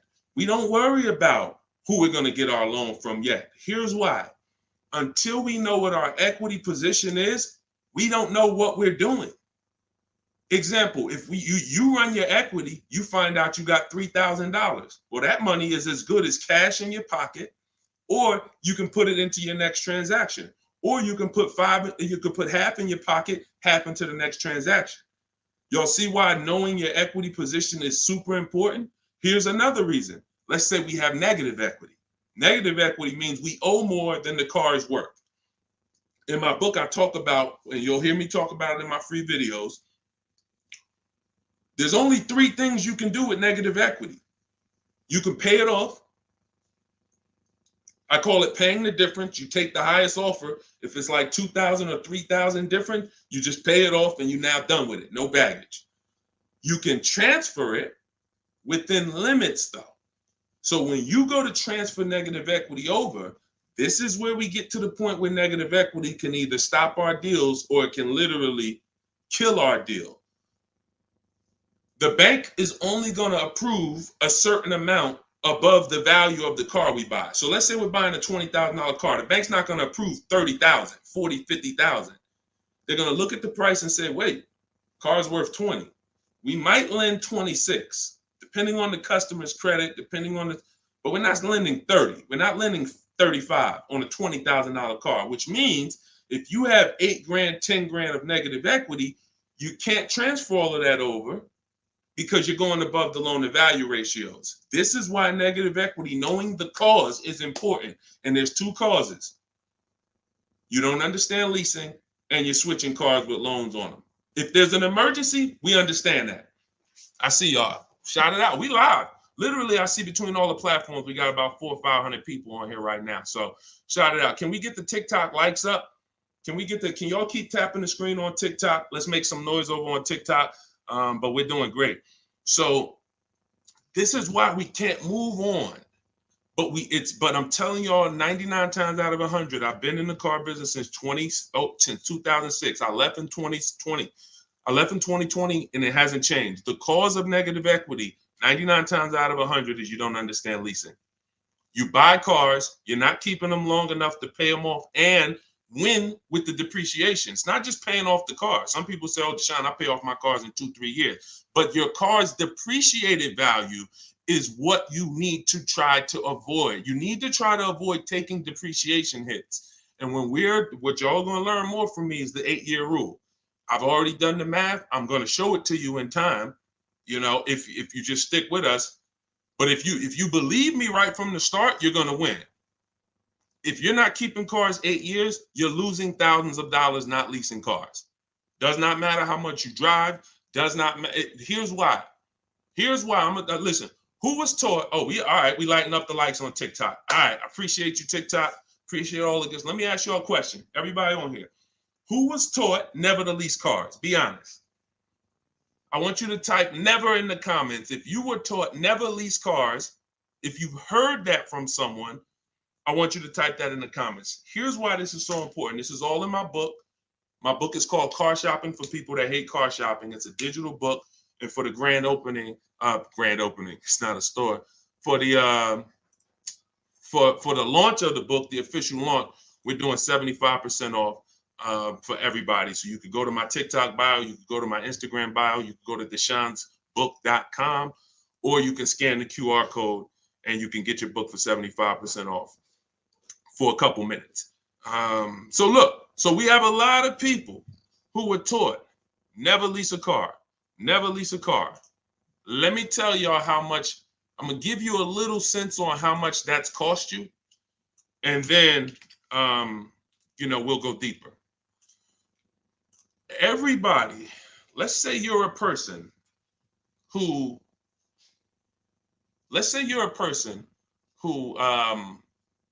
keeps their cars until the wheels fall off. We call those cars keepers. If your next car is going to be a keeper, type K. That means I'm gonna keep this thing until the wheels fall off. I'm gonna keep this thing 8 years minimum, 10, 12, 15. That's what I do. I see you, Abby. Now, the benefit about buying a car and keeping 8+ years is you get to outlive all the depreciation. Your car loses X% of value the day you get it. And whether you drive it or not, if somebody came and parked a car outside your house right now and said, hey, this car is worth $30,000, it's yours. Now you say, I don't drive. I already got a car. I don't need it. You come out a year later, is that car worth $30,000? You didn't drive it. See, this is your first, you didn't put a mile on it. You didn't touch it. It just stayed out there. It was worth 30 when they dropped it off. Is it worth 30 today? A year later? Exactly. Here's what I'm telling y'all. That's the first deep lesson on depreciation. See, if you get that, now you're getting the clue of why leasing is not about how much you drive. People who say, oh, I like to drive as much as I want to, so I buy my cars because I don't want to pay for the mileage. Here's the revelation. You pay for the usage of the car, whether you use it or not, whether you drive it or not. It's going down. The more usage you put on it, the faster it goes down. So leasing is not a matter of how much I drive. Leasing is, if I get a great lease deal, we're going to talk about that. All lease deals aren't created equal. And these commercials we see that say, hey, 3,000 down, 8,000, these are not lease deals. I'm going to show y'all some lease deals over, I'll actually probably show y'all one in the next couple minutes. Great lease deals are not advertised. They're made in secret. No one really knows about them. The great lease deals are not advertised. Great deals are not advertised. Great deals are not advertised. So you can't judge the lease pricing by what y'all see in these commercials, or it's not going to make sense to you. But when you get great lease deals, it is no comparison. The name of the game is, will I pay less with a great lease deal in depreciation than I would pay if I purchased that car? That is the name of the game. And when I look and see, all right, if I get a great lease deal, I'm only paying 30% of the car's value, 35, 40%, 45%. But if I bought that car, regardless of whether I pay cash, regardless of whether I got a loan on it, the asset, the value of the car is going to go down by more than that. So what we're doing when we're leasing versus buying is we're trying to hedge against depreciation. We're trying to acquire a car that says, based on how I got this car and the price I'm paying for it over 3 years, it's thousands less than if I would have went and purchased that same car and just took the value of the depreciation. And this is what I'm telling y'all. They've hid you can't understand this when you're just tied into payments. And a lot of you know payments have nothing to do. Some of you who are a little bit more financially savvy, you know payments have nothing to do with the deal on the car. If you don't know that, you're going to learn that the more you hang out here. Payments have nothing to do with the price of the car, the deal on the car. That's just the financial tool. That's just what you've attached to the asset. If you go and you overpay $10,000 for the car, doesn't matter if you got a loan on it. Doesn't matter if you did no money down. You overpaid by $10,000 for the car itself. That's focusing on the asset. So leasing, y'all, is for people who don't keep their cars more than 8 years. It's that simple. If you do not keep your cars more than 8 years, you cannot outlive the depreciation that the car is losing. The money, you go out, slap 30 grand into a car, that car is losing money for you every single month. So you're trying to say, is there another way I could get a car where I'm not paying this kind of money? If I'm losing $500 of value every month in my car, is there a way that I can lose less than that? And what I'm going to show y'all is leasing is just the way. So these are the first two steps. The young lady asked the question about returning her lease, but I want y'all to know that that's step 2. We assess, can we make any money on our deal, on our old car? And then, but the first thing we got to do is decide buying versus leasing. Lease the loan. Good Time said lease the loan car was good. Welcome to everybody that jumped on. My digital book, Car Shopping for People That Hate Car Shopping. Everything, it's 75% off. You can get your copy while we're on here, but we're going to be going deep on Q&A for at least, I'm not even watching the clock. So just go to my TikTok. I don't think you're going to leave the broadcast either. If you go get your copy, go to my TikTok bio, go to my Instagram bio. If you're on Instagram, wherever you're at, if you're on YouTube, scan the QR code or go to deshonethebook.com and get your copy so that we can go deep on this. I don't want you trying to just remember everything that I'm teaching. I want you to have a reference point, and it's affordable for everybody. It's normally $97. Okay, let's go. Things are way too complicated to fix now. I guess you're talking about when it comes to cars, electronics. Another reason people don't feel as confident keeping their cars like they used to is because the cars are getting a little bit more complex. It used to be very simple for you to find a good car, keep it 10, 12, 15 years. There's still cars out there that you can confidently do that if you make sure that you're checking the reliability of the car, checking the longevity of the car. We do this on Google. We have to make sure the cars we're buying are good cars. Then we can certainly avoid, a lot of these cars. But yes, that is a lot of people don't feel as confident keeping cars long term as they used to. How about a lease to buy at the end compared to straight out buying? Cousin Al, that's a good question. He said, how about buying a lease to purchase? Who's heard of that? Who's heard that term before? A lease to buy on a car. You may have heard it with a house. If you've heard that, if you've heard that, let me tell you why that's a bad idea. We're mixing two strategies. See, there's nothing better than for the long-term person than us buying a long-term car, making sure we pay less than everyone else. That we're going to do that. We're going to get, you stay around me, you learn from what I do, what I teach. You're going to get below market car deals, new cars, leases, pre-owned cars. The best way to save the most money on a car is to buy it. You could decide new or pre-owned, it's really pre-owned, and you keep the thing 10, 12, 15 years because your cost per year is going to be so low. When you look at how much money you paid for the car over the long run, it's going to be like, wow, I only paid $2,000 per year, or $500, the longer you keep. The second best way is buy a new car, keep it forever. Brand new, keep that thing 12, 15 years. But most people are not doing that. And if you're not going to do that, that doesn't mean you can't switch up. But if you say, Deshone, for my next car, can we keep sending the TikTok likes up? If y'all are enjoying this, could y'all please hit the like button? We got probably 400 or 500 people on here still. If you could hit the like button, that would be great. And I see all the gifts. Thank you. Everybody who's sending roses on TikTok, gifts and all of that, stars. Thank y'all very much. But what you got to know is, what is the strategy for this next car? Is that 8+ years? Then I'll buy it. There's nothing better than that. I'm going to buy it, but you got to realize buying comes with what, y'all? Maintenance, upkeep, repairs. That's what it comes with. But we win when we buy. We win 8, 9, 10, 15 years later is when we win with a purchase. You don't win with a purchase 3, 4, 5 years because the person who's leasing is paying so much less than you. If they got a great deal, they're paying so much less than you to drive a brand new car. It doesn't, like, you don't win. You can't win. But in the long run, you will. So you got to ask yourself, this next car, is it 8+ years or is it less than 8 years? And if it's less than 8 years, then I got to go to my lease strategy. And that could be for my, you know how many people out here, y'all, they're like, oh man, I buy my cars, I keep it till the wheels fall off. I'm not leasing. Yeah, but what about your spouse? What about your children? That car you buying for your 22-year-old college student, are you think they keeping that car for 8 years like you are?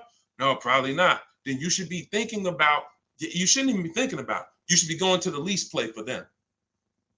You know how many people have put their kids in a $21,000 car paying $500 a month, $20,000 Toyota Corolla, paying $500 a month because they wanted to buy them their first car, and they go get them a $20,000 Corolla that they could be leasing for $300 a month. And then that kid wakes up in 3 years and they're like, man, I'm paying $450 a month for a Corolla. I don't really like the car. Plus it's kind of expensive. This is what happens. I've seen it millions of times. Some of you may have experienced this. Your first car might have been like that. Maybe your parents went and got you your first car and purchased it. But I'm telling you that if they understood leasing, they could, especially if you were going to pay the bill, they would understand. We're not keeping this car long enough. We should be leasing it. And so I'm going to keep hammering now. I'm never going to stop hammering because we got years and years of bad information that we got to unravel. People who've been doing damage, y'all. Big audiences, big platforms, just telling people, oh, leasing is the most expensive way to own a car. Guarantee you, if I had 10 minutes on them with a live and I bet them $100,000, are you willing to bet 100? Let me just ask you, you sound very confident when you're talking to the public. They don't realize how much money they're costing you. So my question would be, if I can show you that advice you're giving them is completely wrong financially, will you pay me $100,000? Will you take the bet? Because if you're willing to say that, stand on it. That's what they tell y'all. Exactly. He said that's what they tell us. See, and that's why I'm here. That's why it's very important what we do. That's why it's important when you share, when you tell somebody about these broadcasts, when you tell somebody, watch what they're doing over there at the we're coming in to unravel years of bad advice. And a big part of that is leasing. Not the only part, but a big part of that is leasing. But you cannot, all lease deals aren't created equal, y'all. Lease deals are when we shop for lease deals, you must get bids. And I'm telling y'all, you must get bids for everything. We'll talk more about that as we continue to go on. All right, let's get to some more questions. Why are taxes added to a buyout when they're already included in the paid? Somebody said, Christina on TikTok said, why is taxes added to the lease buyout price when it's already included in the monthly payment? Well, it's only included in the payment for the portion of the car you're leasing. So when you're paying for, your 30, 40% of the car, 50%, the better lease deal you got, the lower percentage of the car you're paying towards over 3 years. That's what the tax is calculated on. That back end, which is when the car goes back to the bank or the next buyer, there's no taxes factored in on that. Depending on your state, sometimes they will put tax on the payment, but they're not usually, I don't recall ever seeing a case where they're taxing you on the whole car because you're not using that portion of the car. That's why when you lease, when you look on your credit report, you'll see the only part you're responsible for is the part that you're using. So even though the car might be 40 grand, it might say balance owed 18 because you're only responsible for that 14. You're not responsible for the back end. All right, we lighten up the likes on TikTok. Appreciate y'all. I see you, Lisa Vasquez. Welcome. Kat, I see you. All right, let's go. Let's continue to rotate questions. What happens to my down payment on the lease? See, a lot of people asking about leasing. This is good, this just goes to tell you something. You know, a lot more y'all gonna lease when you understand it. In fact, when you understand it, your next car will be a lease. Quite honestly, unless you can guarantee me, Deshone, I'm keeping it 8 years. If you say, Deshone, I'm keeping this thing 8 years, you go ahead and buy it. Don't think about leasing. Go ahead and buy it. But if you cannot confidently say I'm keeping this car at least 8 years, and you're gonna learn, I'm gonna do a upcoming show where I show y'all my screen. So if you're on TikTok, make sure you're on YouTube or make sure you're on Facebook. If you're on Instagram, because y'all are not going to be able to see my computer screen when I actually go deep and show everybody, my screen and we compare. I'm going to show you all the numbers because I'm not going to sit here and I don't want y'all thinking this is my opinion. This is by the numbers. So Good Time says, what happened to my down payment on the lease? So you should only do a down payment on the lease after you've already verified you got a great deal. Pay attention. This is very important. Once you down payments, y'all, never come into play until we verify we got a great deal. This is all in my book, Car Shopping for People That Hate Car Shopping, my digital book. You can download your copy. Go to deshonsbook.com. It's 75% off for a couple minutes. You won't leave the broadcast, but I don't want you to miss the opportunity. The book is great value at $97. But for our official book launch, we're doing 75% off. So you can scan the QR code or go to my Instagram or TikTok bio, get your 75% off book. So when you are doing a down payment, whether you're purchasing or whether you are leasing, it's critical that we verify we got a great deal on the car before we ever talk about payments. This has always been. How many of you have had this question? You're looking at a car and they say, hey, what do you want the payment to be? What's your goal? What's your goal for your payment? Type a dollar sign if you've heard that question. What's your goal for the payment? Thank you, Say What. I appreciate all the compliment. I appreciate it. If you've heard that question, type a dollar sign. What do you want your payment to be? What's your payment goal, right? Here's why that's not important. And here's why you never feed into that. If you feed into that, you run the risk of focusing on the payment structure and not the price of the car. You also run the risk of focusing on the payment structure and not shopping for your own interest rate and letting banks bid on your loan. When we do an episode, we'll do a show that is about structuring our deals, and you'll see that when we start getting our financing, y'all, we never want to let anyone run our credit until after we found our car. Because what people are trying to do, y'all, is they're trying to run your credit and they're trying to give you a time limit. Now you have a hard inquiry, but you also have a time limit to go find a car. That's not good.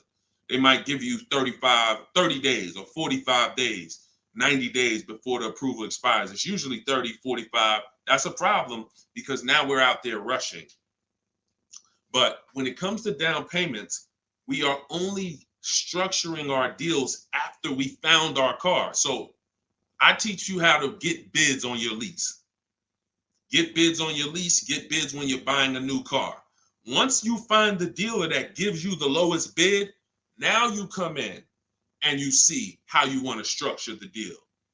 You must get bids first. And the way we shop for leases, I'll tell you about how we shop for purchases too. But the way we shop for leases, we must get all these offers because there's so much money that could be hidden in a lease. It's ridiculous. People would love for y'all to come in and lease and come in and say, oh man, Deshone said, I'm gonna start leasing. Now you go in and they structure you a lease deal. It looks better than a purchase, but it's still not a good deal. So that's why we gotta know when we are shopping for leases, we are always shopping offers with, here's how you shop them. This is in the book, but if y'all want to try to remember this, be my guest. You are getting your lease deals, your offers with first month's payment total out of pocket.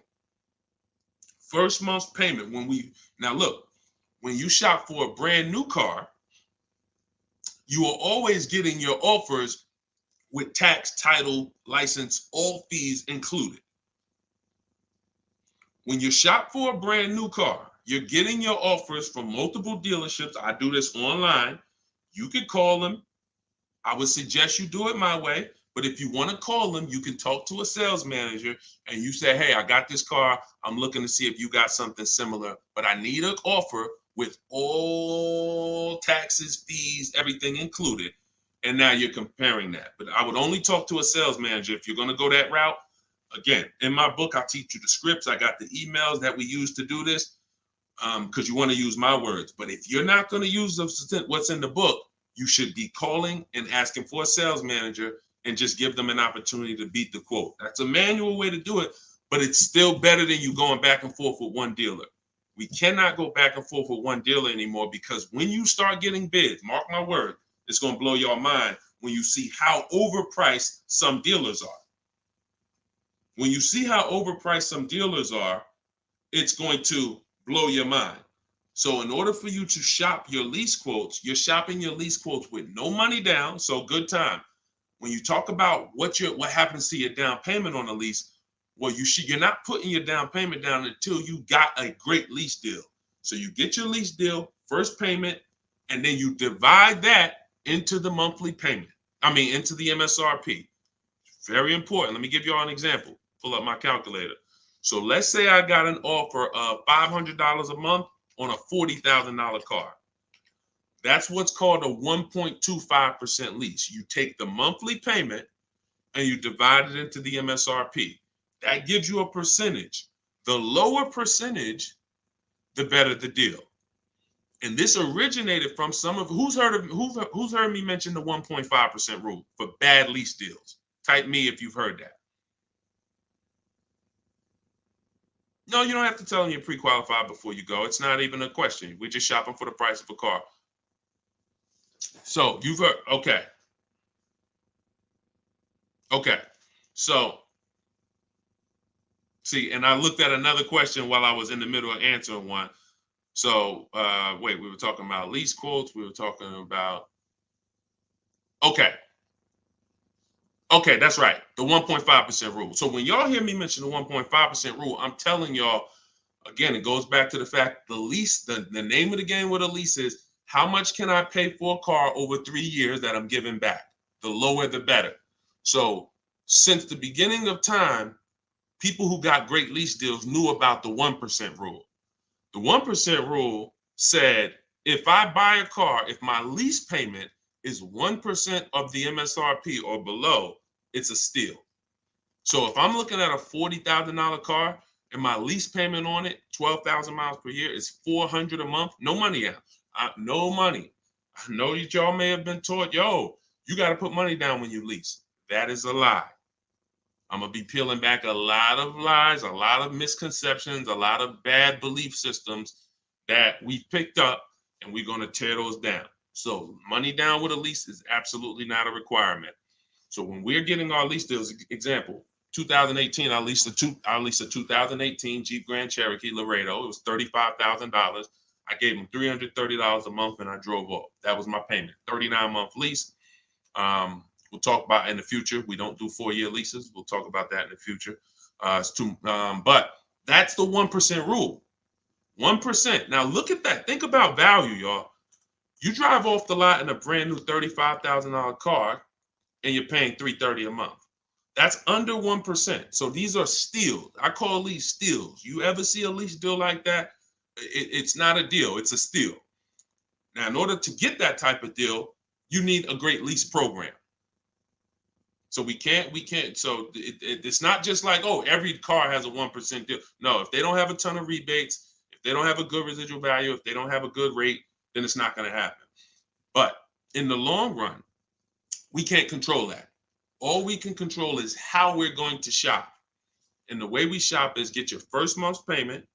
Is you tell every dealer, give me a quote with first month's payment and put all the taxes and all the fees into the monthly payment. And then you let me know what that is. And you have to know the MSRP because you divide that monthly payment into the MSRP And that's going to tell you the percentage. If you see 1.35, 1.45, 1, these are good deals, really good deals. We still need to compare, because I got people who are getting, look, if we don't compare, you could be in trouble. You don't want to just take a deal. There are people who think, oh, I thought a 1.25 was a great deal, and then I end up getting 1.1. You know, so we can't ever assume what's a great deal. We just have to know what a bad deal is. That's over 1.5%. They got me on one of my last leads. Listen, good time. Don't feel bad, man. It is something a lot of people are going to discover the more you work with me, that you have overpaid. But there's been no one to tell you. So there's been no one to tell you. So 1% still, 1% 5 is the max. Exactly, K-Dub. That's the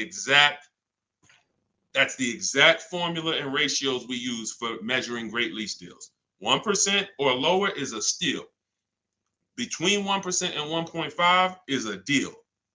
That's great value compared to purchasing. So when someone drives off the lot with a great value lease, 1.25, anything under 1.5, they're paying less than someone who purchased.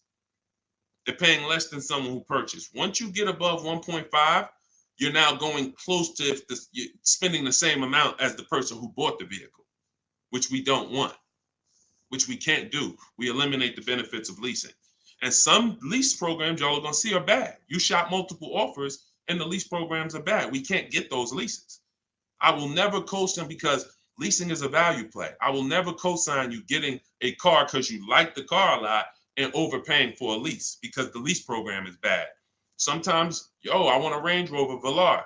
The lease program is bad. All right, well, I'm going to go get a Genesis GV870.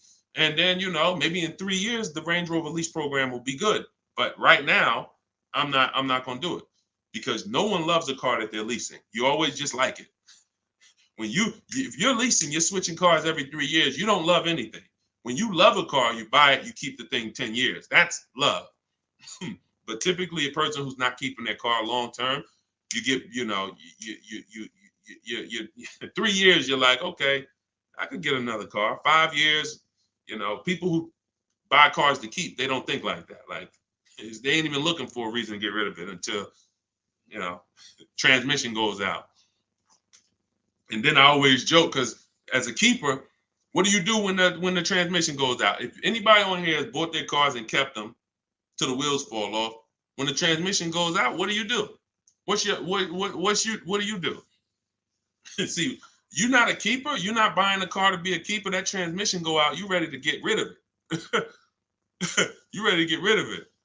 Look, a lot of people are like, no, I go fix it. I go get another transmission. Exactly.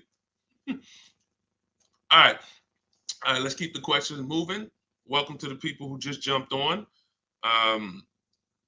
Happy to have you. If you're enjoying the broadcast, could you please make sure you are subscribed to us on YouTube? That's where we're going to be able to share, really, when we get into, which is coming very soon, I'm going to be sharing visuals for y'all to see. Just sharing a variety of things, websites that we use, things you want to stay away from, website, like, all in my book. But in time, you're going to want to see it on YouTube, because you might not be able to see it on Instagram or TikTok. What's the MSRP equivalent for used cars? F Broncos asked. Here's what who's purchased a used car? Type a U. If you purchased a used car before, type a U. Type a U if you've purchased a used car before. Okay, I see Al Boogie, I see FL Bronco, I see Amor, I see Justine. Okay, every platform. Ebony Eyes. Okay, Larica. All right, I'm gonna give y'all the biggest. This is gonna be major, y'all. And you're gonna see, like, wow, how the heck could we even know we're getting a good used car deal without knowing this? Tell y'all how important it is to have the original MSRP of the car you're purchasing.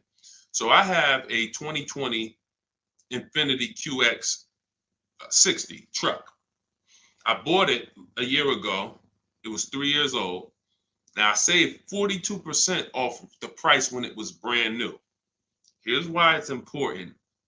We don't know when we're shopping on these used car websites. I call them marketplaces. Y'all are going to hear see in my book, if you do get my book, or even in my videos, you'll hear me talk about the multiple marketplace strategy, where we're on these used car marketplaces. We got to be on all of them.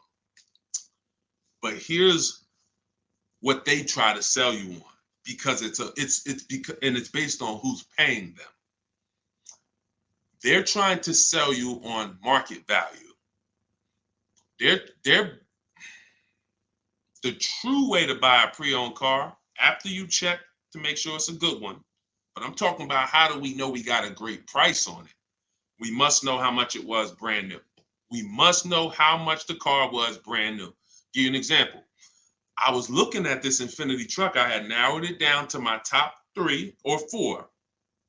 I think I narrowed it down to my top 4. Now they're all white. They all look similar. They're all in similar price points. How do we choose?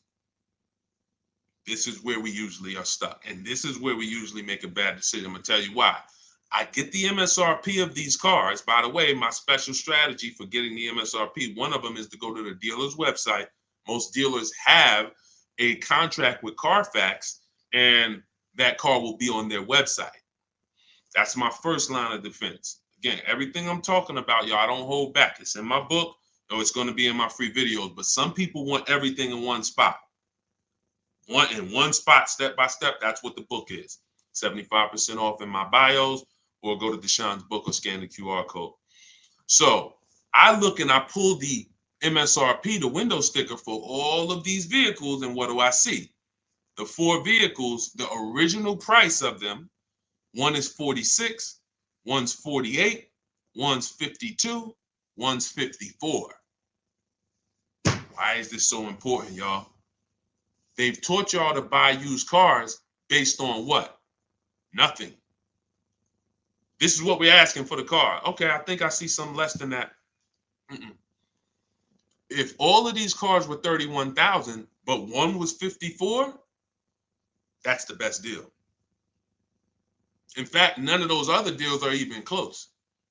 That car right there has more packages in it, more equipment in it, special features in it. Those other cars don't. So the percentage of the discount that I'm getting off the car is higher here. Does not matter what the dealer's asking for the car. See, we've been taught, you go and you focus on trying to get the dealer's price down. That is true in some cases. But what's more important is I need to know, based on what the dealer's asking for the car, how much off MSRP, original MSRP, am I actually saving? Is it 30%? Is it 40%? Because I might look at this car here, and yeah, they might be asking $1,000 less for it, but the original equipment in that car is $5,000 less equipment.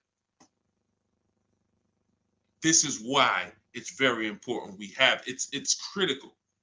I would not buy a used car, and I would never recommend you buy a used car without seeing the original MSRP, so you know, one, what's in the car, what features it has, but more importantly, I cannot determine who saved me the most money. I can't determine who gave me my best deal without knowing what the car was originally priced at from the day it came into the country. And y'all, unfortunately, and I hope it's nobody on here, but unfortunately, we probably do have it, where during the pandemic, people were paying 90, 95, 100% of value for used cars. When I mean a Toyota Camry that brand new was 30, they were paying 29 for it, and it was 3 years old. See, I call this true value percentage, TVP. Y'all are going to hear this. We call this true value percentage. We can't look at a used car. See, once we see, wait a minute, based on the new price, the car when it was new, you charging me 95% of the car's value, and it's 3 years old. Once we start looking at true value percentage, car was brand new 30, you asking 25. Okay, you knocking this percentage off. This is how we make sure. Now look, that doesn't help us get quality cars. That doesn't help us stay within our budget. We'll talk about that in the next hour. Because what I'm going to be doing is I'll be doing these shows throughout the day in our segments. So what you'll see is every time I come, we'll do if there's something that we want to tie up, we'll try to do it in both hours. Again, it's very tough to go over all things and then do Q&A and just get it done in a couple minutes. So some things may continue to the next hour, but once y'all get this, it doesn't change. So although some of this might be brand new to you, I'm sure it is for a lot of you, having a system for how you shop, boundaries. But once you see how this thing works, it doesn't change. That's why I could write a book. That's why I have a library of videos that are step-by-step. The step-by-step version of my book is the Cars from Home video library, because I know we're so ahead. The car business is so old. I don't have to worry about this changing in the next year, 2 years. If anything, like Vroom went out of business, we adjust that. I might adjust that one section because Vroom's not in business anymore. But the way we teach you to purchase cars to guarantee you pay less than everyone else, to guarantee you save the most money on your loan, to guarantee you get the most money for your old cars, that's not going to change because we are just too far ahead of what the car business is doing. Welcome, welcome. Blessed said, I'm new here, been watching your shorts. Great job, homie. Good looking out. Appreciate you, man. Thank you so much. If you're not subscribed yet on YouTube, could you make sure you subscribe? Everybody who's on any other platform, if you could subscribe to us on YouTube, that's where we'll be, able to put a lot of our widescreen stuff so y'all can see. We're gonna teach, but what y'all gonna see, even in the book, it's not teaching and then you're trying to memorize it. It's just shop different. When you shop different, you'll see, oh, this is a better way to shop. And then you're going to learn by doing. It ain't learning by memorizing. Hey, thank you, Sonny. Said, just purchased my ebook. Thanks for sharing. My pleasure. Everybody could get it for 75% off in my TikTok bio or my Instagram bio, or you could go to deshonsbook.com or scan the QR code, no matter where you're at. Let's see. I'm new here, but hold on. I got that. Hold on. Let's go. I still can't see the questions on Instagram. For some reason, I can't see the questions on Instagram. We got to figure that out. Now, here's what I will say. If you stay on long enough, somebody's going to ask you a question, because a lot of you, it's going to surprise you, but I know it. We've been working with people long enough to know a lot of you have the same situation, literally. So you stay on, even if you don't, your question doesn't get answered, you'll hear somebody that's, oh, that's the exact same situation that I'm in. Josie said, I really need help. I'm interested in buying a 2001 H1 with 70,000 miles, 75,000. Should I go for a 40,000 of 50K? I don't really understand that. I really need help. I'm interested in buying a 2001 H1 with 75,000. Should I go for 40 or 50K? So I'm guessing you're saying I'm buying a 2001 Hummer with 75,000 miles, or either is that asking price is 75,000? Should I go for 40 or 50K? No, we go for whoever wins the bid. See, we can't get into, here's where this could hurt us sometimes. You know what we do? We save a certain amount off the price of a car, and then we want to carry it to our next deal and say, well, we should save the same amount on this car. No, because we don't know what the programs were that allowed us to save 7,000 off that car. And I'm talking about new. Pre-owned cars, this is different. Pre-owned cars, you go to the market and you see who has the lowest car for the money. So we're not going local. It's two favorite words, y'all. And some of you, let me see who's been with me for a minute. See if anybody knows. What's my two favorite words when it comes to saving money? And again, I haven't been live and we haven't done this in a does anyone remember favorite words? Y'all wouldn't know on YouTube, I don't think, unless I used to say this a lot on TikTok. Oh, Alicia said they got kicked out of Instagram. Okay, so come on over to TikTok. All right, it still says we got a lot of people on Instagram, but that's good to know. Okay, we'll check that out. Does anybody remember my two favorite? All right. Anyway, I'm gonna tell y'all, and now y'all will know this going forward. And I want these to be your two favorite words: multiple offers. Multiple offers. Very important. When I tell you, when you make multiple offers your two favorite words, you are going to save so much money. It's crazy. So I'm not buying something and there's only one of them out there. I don't have anything to compare it to. That'd be like me walking into the grocery store and I want chips. I really want some barbecue chips. And I go into the aisle and it's only one brand of barbecue chips. Wise Barbecue is the whole store. Now,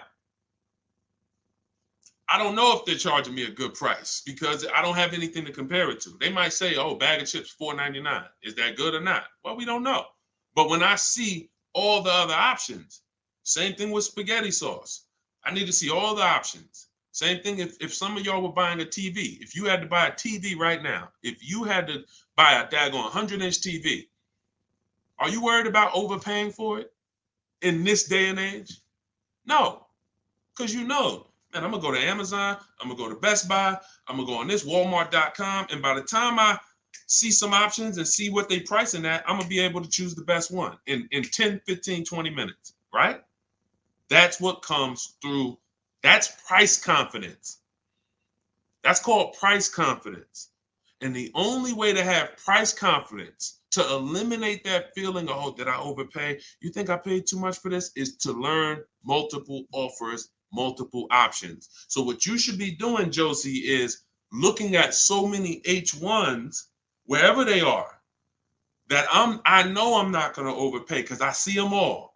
I see where the price, and I'm going to teach y'all, this is in the book, and I'll teach y'all in my video. We set up accounts when we're shopping for a new car, because once we know where the prices are, we want to be alerted every new car that pops up. Every single used car that pops up, you want to get alert on it. You want that thing coming to your email the minute they post it, because everybody else is not going to be able to move on it because it's too fast. They need time. They need to, oh, let me see it. Okay. But if you know the used car market, like I'm going to teach you, if you know the low prices on this car is 40, the high prices is 55. Soon as that one pops up at 41, you don't have to hesitate. Speed is what gets people deals a lot of times, y'all.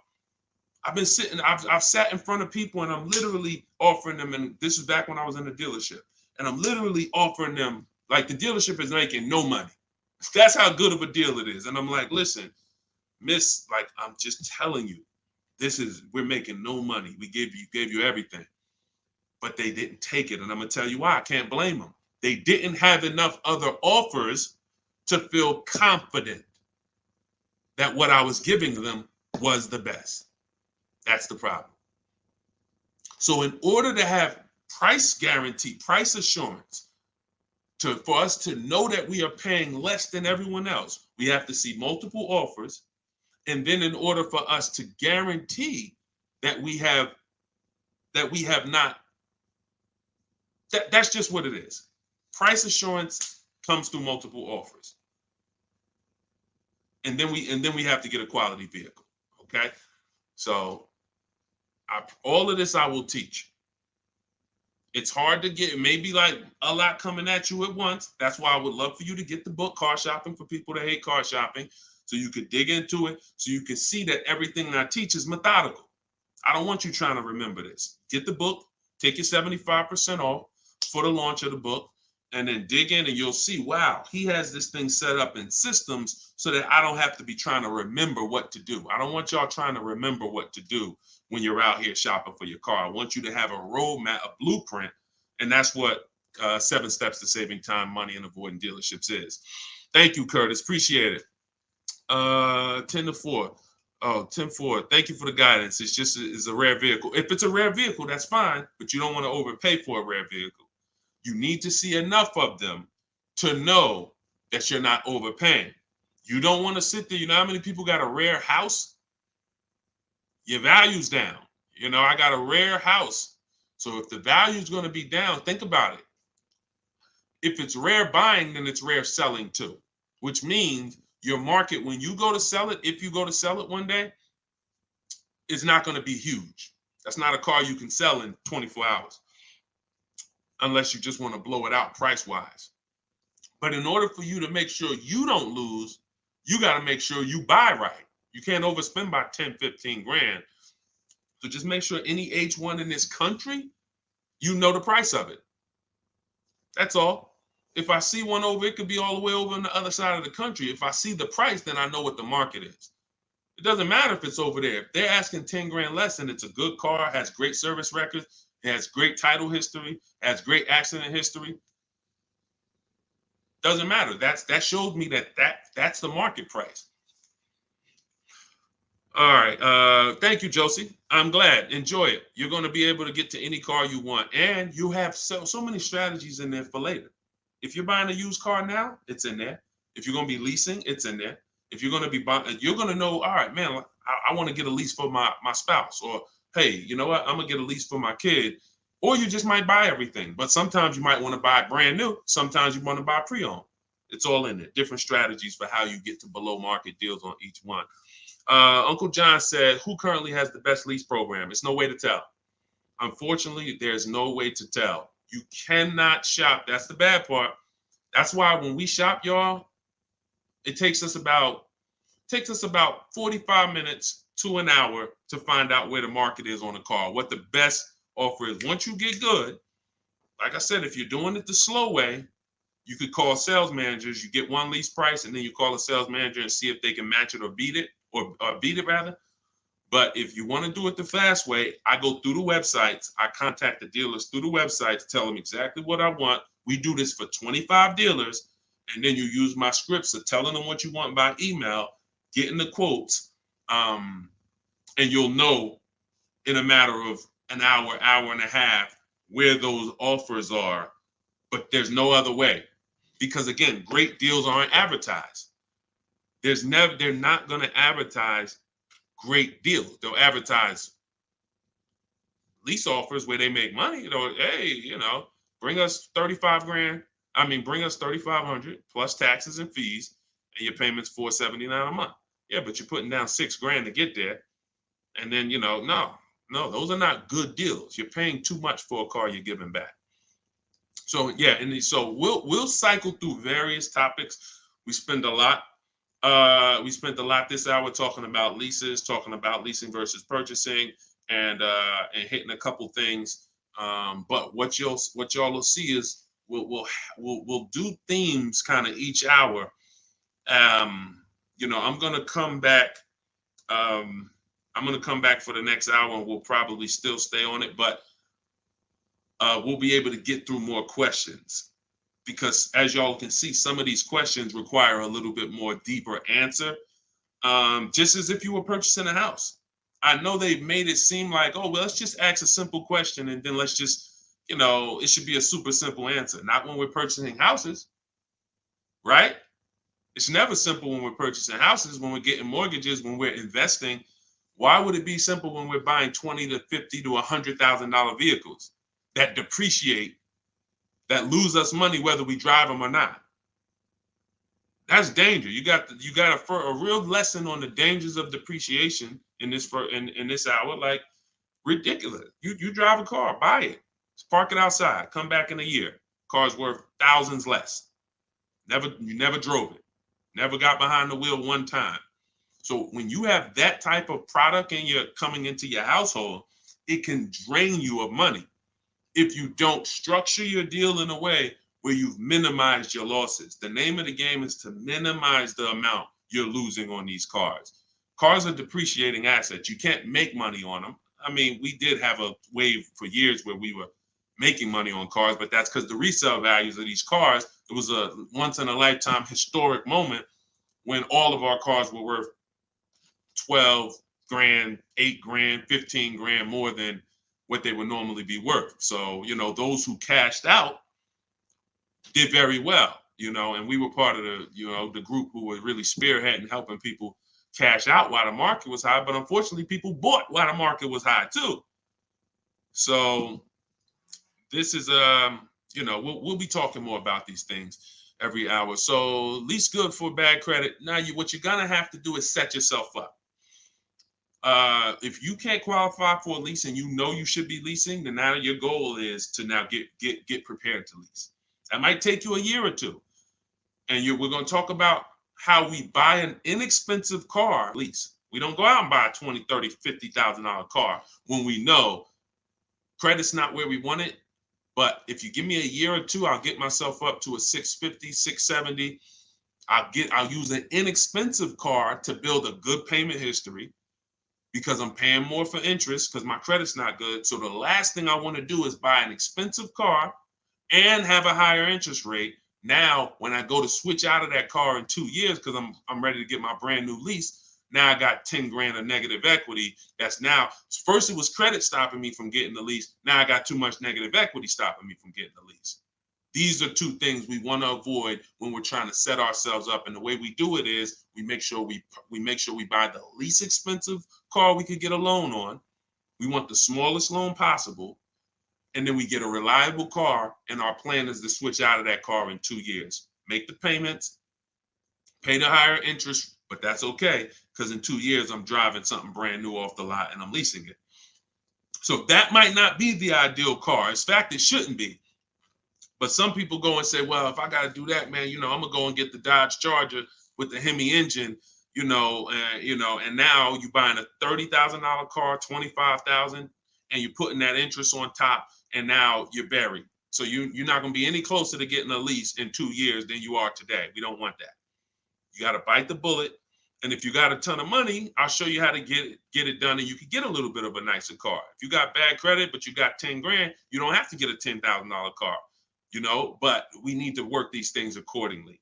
Because the key is a small loan, reliable car. That's the key. Okay. TikTok's telling me my live's going to end in 60 seconds. Okay, so we will be back. Y'all are going to see, like, this is going to be what we do, especially during the book launch. My new digital book, Car Shopping for People That Hate Car Shopping, has everything in it I teach. Y'all know from my videos on social media, I don't hold back information. But if you want everything in one place, in a step-by-step written format, this is where you get it. It's called Car Shopping for People That Hate Car Shopping. 7 steps to saving time, money, and avoiding dealerships. And that's going to allow you to take what I teach, mastering the art of shopping from home, mastering making dealers and banks bid against each other for your business, and so that you can be confident. But please make sure you subscribe so that you can get, and if you're on our email list, you'll get notifications of when we go live so that you can make sure you jump on. If you're in the market for a car, we want to make sure you are armed with everything you need to save tons of money. So thank you, We West Coast, a lot. Appreciate you. Instagram, we're going to get y'all involved because somehow I'm seeing some of the questions and some not. Now the questions on Instagram popping up. That is so weird. But I trust that y'all got value because, again, many of you do have the same questions. So we'll be back in the next hour. You'll get a notification if you're on our email list. Jump on. But if you get your book, I hope you enjoy it. I can't wait to hear your success stories. And I'll see you shortly.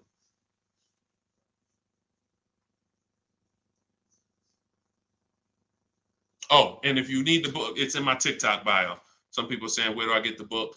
It's in my TikTok bio. Click the picture. It's in my Instagram bio. Go to the bio. Click the picture. If you're watching on or you could go to deshonsbook.com, or you can scan the QR code depending on where you're watching. So, all right. See y'all soon.